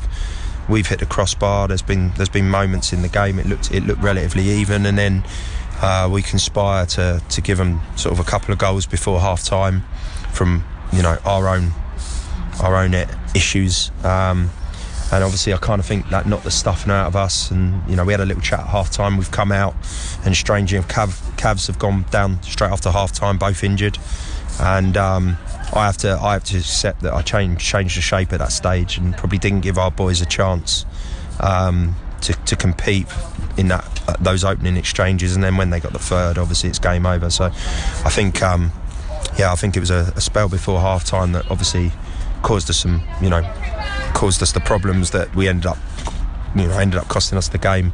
And then probably the shape changed just after half time when we made those subs. We probably should have just been a little bit more conservative in what we did and let the boys bed in a little bit more. So I'll have to own that one. Disappointing. I don't think we were at our vintage best today. We're missing sort of Brivio, Hester Cook, Doug Tuck got injured on Thursday in training, and then Tom Kavanagh and Strangey coming out. Obviously key players for us, but I felt we had enough about us to do well, and we just have to sort of lick our wounds and get on with it, really. There was a spell really in the first half where it was pretty even Steven. You could have scored at Reece Meekham's not hit the crossbar, and then obviously Jack Mazzone was offside when you scored. Yeah, I'm not sure it was offside personally, but we have to take that. I think it was an even first half. Like I said, I think they had spells, we had spells. It was one of those games. It wasn't one I particularly enjoyed because it was a bit end to end. There wasn't enough control in the game for me, and again, that's something we're going to have to go and look at. But I thought it was an even game. I think the goals always change results, change games. Their goals changed their performance. I thought once they obviously scored, they got their tails up, and they showed why they're a level above us. But yeah, we have to look at the things we're doing wrong, and we have to address. There's certain things and certain players doing the same things too regularly for my liking, and I think we're just going to have to look at that now. The voice there of Dom De Paula. So Horsham out, Aldershot out, Dorking out. More reaction to come before 6. Let's just quickly remind you of events in the Isthmian Premier League, of course. So a lot of sides were involved in trophy and stuff elsewhere today, Horsham amongst them. But in the Premier League, there was a game for Bognor, and what a game. They won 5-4 at Hashtag United. 2 goals for Dan Gifford. Remember, he scored a couple, didn't he, midweek as well. So he's a man in form. And Hastings getting a 2-2 draw at home to Dulwich Hamlet. So Hastings are 6th, Bognor 7, Lewis 9th. This evening. That's the Premier League table in the Isthmian Premier League. National League South, Eastbourne Borough stay in the bottom 4 after a 2-1 home defeat. They led against St Albans but lost 2-1. Let's get some reaction back at Priory Lane with Kevin. Adam Murray, new manager, lots to think about and work on after that 90 minutes. Yeah, nothing's changed from a week ago when I came in. I think the only thing that I'd say has changed, and I think people agree with, would be the level of performance. I thought boys were very good today. 2 moments of sloppiness in terms of our mindset has cost us, but they've only had 2 moments in the game, and unfortunately for us, it's seen us on the wrong end of the result. I think I've seen nearly every game this season that Borough have played, and I think that first 45 minutes was the best half of football that I've seen from them. Yeah, I mean, I've obviously, someone like yourself knows his football, and as like you say, has watched every game. I would agree in terms of performance level. I thought the first 45 was brilliant, but we have to kill teams in them moments. For me, then, it's our next step is the ability to keep that intensity, not just physically but mentally as well, for the next 45 minutes. We can't afford to have moments where we switch off like we did today. So that's our next step in our growth. But I've just said to the boys there, if we continue on that path and we can maintain that intensity in everything we do, we'll be okay. So Adam Murray fronting up after a defeat for Eastbourne Borough. So they are 21st tonight. They've played 28. They have 24 points. Taunton above them have played 24, 4 games left and have 6 more points. Above them, Weymouth have played 27 and have another 2 points. So work to do for Eastbourne Borough, but as Adam says, 18 games left. They're intending to try and see if they can get out of that mess towards the bottom. Danny Blaw's Welling below them on 21 points, 3 adrift of his former club Eastbourne Borough. Much happier tales for Worthing at the top. They are second tonight, 27 played, 46 points. They're 13 adrift of Yeovil, who've played a game less. So it's like Yeovil, like Ebbsfleet last year, are going to romp to the title. So it's all about the playoffs. So Worthing will look to stay as high as they can and get a home advantage in the semi-finals for the playoffs. But of course, we're only January. I won't be counting too many chickens, especially after we got excited about all our cup teams today. Out of the trophy, Aldershot, Dorking and Horsham. Out of the Vase, Farnham Town and Cobham. Coming up, we're going to hear from Tommy Widgington after, as I say, Aldershot exited and the Wembley Dream died for the Shots. Dub Be Good To Me beats International and Lindy Layton. Coming up at 6, it is BBC, introducing at 8, BBC Upload at 6. So Leo and Melita standing by between 6 and 10 for you. But before then, let's get some reaction from the FA Trophy, where Aldershot were beaten 6-1 at lower non-league Bishop Stortford. 5 goals for Kane Crislow. Let's hear from Tommy Widgington, who's been speaking with Rob Worrell. Tommy, a really humbling defeat for Aldershot Town in the FA Trophy to a Bishop Stortford side that were fantastic on the day, but just how do you sum that one up? I'm just flabbergasted that the group of players who've done what they've done so far this season, and the vast majority of them were involved in the game today, and I think barring Ollie Scott and Kwame Thomas, who started the game, and Tyler Frost, who come off the bench, every other player, probably take Geordie out of that equation as well. He's conceded 6 goals, the lad, but I think 4 or 5 of them are 1-on-1. So listen, I'm taking nothing away from Bishop Stortford. They look to me like they felt they had us at a good time after the highs of West Brom and what have you. But like I warned the players of that last week and all week is in the lead up to the game. You know, you're only as good as your last game, and if that's our last game, then we're not very good. It's probably a ridiculous question to ask at this stage, but Jack Barham, 5 minutes in, gets a chance to dink the keeper. If that goes in, it could have been a totally different feel to the afternoon, couldn't it? Yeah, hugely. It's it's a 1-on-1. Jack, I'd fancy him to score it, but their goalie's got something in the way of it. So, it's a good save. Then he got to the other end literally and score. And, from then it just got worse and worse and worse. We can't, I never ever will single people out for criticism on here. I just think en masse, individually, collectively, they need to take that one right on the chin. It's nothing to do with the way we've prepared. It's nothing to do with the way we've set up the personnel. It's just absolutely one of them horror shows where you've got to move on as quickly as you can. What I've said behind closed doors will stay there, I hope. But I'm not one for apologising. I don't think that's right. I think we as a staff have turned up. The players need to look themselves hard in the mirror, because some of them have got visions of grandeur in terms of where they want to go or where they think they should be.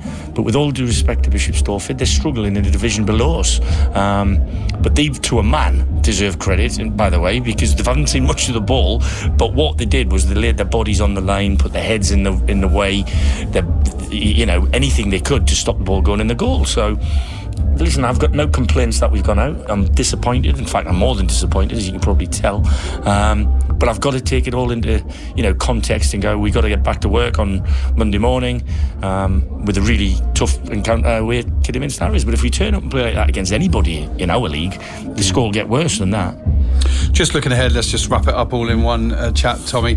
2 Kidderminster next week. You don't have a midweek game. Not sure if that's a good thing or not, but you can clear your heads, reset, and that's what you're going to have to do, aren't you? Because I think the question that Aldershot Town supporters would have on their tongue, anybody can get beaten badly on their day, but what, if any, damage is this going to cause to the morale and to the confidence within the squad? That will be their concern, Tommy. Perhaps you can allay their fears. Well, I think I can, because I think any disappointment we've had so far this season, whether that be losing a game or, I don't know, any sort of one-off incident hasn't really bothered us. More so in play than not. We've been behind in games. And this is daft, but at 4-0, I said to the staff walking down the corridor, look, they've scored 4 goals in the first half.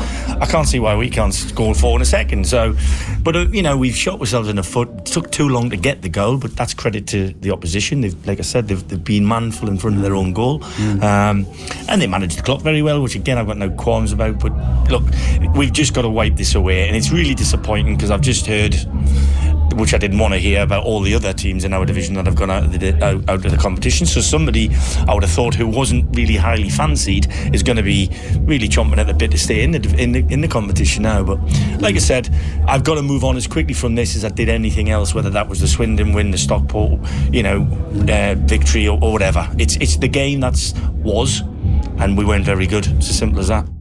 So thank you again to Tommy Whittington for fronting up. Disappointment for the Shots. They're not back in action on Tuesday, but we have 2 National League games. Full live commentary on the internet for you. Woking and home to Gateshead, a game rescheduled from the other week. And Dorking all the way up at York. Burnley will be there again, hopefully with a better result than today. So those 2 games on the BBC Sport website and mobile app for you on Tuesday evening. Tomorrow afternoon, Brighton of Albion go to Luton Town Ladies, the lowest ranked side left in the FA Cup, 4th round this season. They are in the Eastern Division, a real opportunity for the Seagulls, you'd think. But the Seagulls, of course, only back from, a month off, so they might be a little bit rusty. Melissa Phillips, after the winter break, has been speaking to Juliet Parkin. Happy New Year to you. It has been quite a long break, I guess almost a month since last competition going into this weekend. So how have you used that break to work with the squad? Yeah, it's been nice for certainly all of our internationals to have some time to rest and recharge, because there's so many windows in the first half of season. So everyone got away to see families and go home, and then we've had kind of a 3-week lead in here. Obviously we have Luton Town on the weekend, and then Bristol, and so we've used these few weeks really as a mini pre-season. We had 6 players who joined us at the very tail end of the window and missed a lot of pre-season in the messaging around principles, so we were layering in a lot throughout the first half of the season. So we've just been able to reconfirm some of those messages, just reminders of what we want to do with the ball and where we can be a bit sharper, and looking at the stats from the first half of the season and really set ourselves up to push on in the second half. So let's focus on this weekend. It is the 4th round of the Women's FA Cup. How important is it to you and the club to do well in this competition? I mean, the FA Cup is such a special event. The history of the tournament, the magic, as they say, and what a fantastic occasion for the matchup that we have, a Tier 5 team and a top tier team drawing each other. I know they'll certainly be up for the game. We've prepared accordingly and are really looking forward to it. It'll be a different challenge for us as we continue to prepare to go back into the WSL games. But I came in, my very first game was the FA Cup semi-final last spring against Manchester United, so the team had a great run last year, and we hope to continue that again this year. It was a bit of a baptism of fire, wasn't it? Coming in, a matter of a few days before that huge semi-final match against Man United. What are your memories of that day, of the occasion? Yeah, I think we travelled to the north twice in a week in a 3-match week, and it was probably a little bit of a blur coming in, but anybody can win a cup game, and the fearless mentality that our team had going into that particular match, and it ended up being 3-2 and quite an exciting game, and we want to take that approach into every single FA Cup match, starting with this one on the weekend. So looking at your opponents, I mean, all due respect to Luton, who have done incredibly well to get this far in the competition, but from your point of view, you must be thinking this is a good draw. Looking at some of the draws where you see Super League playing Super League this weekend, you must be pretty pleased with this draw. Yeah, I think, look, we always want to make sure that we're growing and testing ourselves, and this will be a different opportunity to do that. I think we expect to be on the ball a bit, and that's something that we really want to improve at. Looking at the first half of the season is our sharpness, our movement, our ability to be available, to break down opposition, to take care of the ball, to take risks in calculated areas, and it's making sure that we implement our game objectives on the weekend. Do you see this as an opportunity to give some minutes to players who wouldn't necessarily start, or do you really need to get those top players out to get them going again, to get them switched back on? I think a bit of both. I think it's about us getting the group up to the intensity level that the WSL requires for next weekend, but it's about making sure that everyone has an opportunity to showcase, because as you saw in the first half of the season, we rotated our squad tremendously, and a lot of different players had opportunities. So like I said, it kind of felt like a pre-season in these past few training sessions. Everyone has a starting position that's up for grabs. And just looking at the January transfer window, there was a lot of activity for the club over the summer. So do you expect to do anything during this current transfer window? Yeah, I think we know the project that we're working in is a long-term ambition and solution and project, and so we're actively working towards that. I think there's still a number of positions. I think January is a really interesting window, and something that myself, our technical directors, managing directors, recruitment are all very much on the same page with. It has to be the right fit coming in this window for them to hit the ground running, for them to bring the team up a level, to add value to that. And we know exactly what that fit is. So we may only bring in 1 or 2 positions this window and then look to really bolster again in the summer. And you've got a very busy month ahead in terms of fixtures, some particularly tough fixtures in the WSL, although most fixtures in the WSL are particularly tough. How do you feel going into this busy run of fixtures this month? Do you feel prepared? Do you feel that break has given you the time you need to really hit the ground running this January? Yeah, I definitely think the break has. I think we have to focus on getting a fully fit squad back in place. I think, those 3 players that I mentioned are key contributors into it, so that will be a focus of ours. But we want to grow in each game. We want to grow into this, but we know that we have to up the intensity levels. I think if we look at the final 2 games before Christmas, they aren't at the level of our expectation, and the group is very driven and focused on making sure that we hit targets, that we bring the intensity level, that we're the team that's opposition have to match with intensities in the game. So yeah, we want to really hit the ground running. And just finally from me, do head coaches make New Year's resolutions? And if so, are you able to share any of yours with us? We do make New Year's resolutions. No, look, I think ultimately when it comes to from a professional standpoint, we want to get this team in the top 4, and that is something that we're actively working at every single day, and very driven from within about doing. And we've never put a timeline on that, but it's something that we want to make sure that we make the best account of ourselves in the second half of season. And yeah, I've got some personal ones, of course, but I think I'll keep those. Melissa Phillips, good luck to the Seagulls. They're off to Luton Town Ladies in the 4th round of the FA Cup, semi-finalists last year. Can they go one better? The men, of course, having a winter break. They're back in league action a week on Monday. We have Albion Unlimited back on Tuesday. Johnny Cantor, Warren Aston and myself for you, 9 on the radio, 10ish to download, and then full live commentary a week on Monday on the Seagulls at home. In the Premier League, not such a great day for our local sides. Elsewhere, remember in League 2, Crawley beaten 1-0. They dropped to 11th, 3 adrift of the playoffs. Sutton United grab a 2-2 draw at home to Barrow. They're still 6 adrift of safety in League 2. Out of the trophy go Aldershot, Dorking and Horsham. Out of the Vars go Farnham and Cobham. Good result for Worthing. They're up to 2nd in National League South. They won 4-1 at Truro City today. Narrow defeat for Borough, beaten 2-1 at home to St Albans. In the Premier League, Chelsea have won already by a goal to 0. Man City lead Newcastle by a goal to 0. Albion's women played tomorrow. Everton won today, 3-0 at Aston Villa in the Women's FA Cup. In the rugby, a win for Esher Dorking, defeat for Worthing, and good luck to McLaren tonight in the Formula E in Mexico at 8 o'clock. Good night.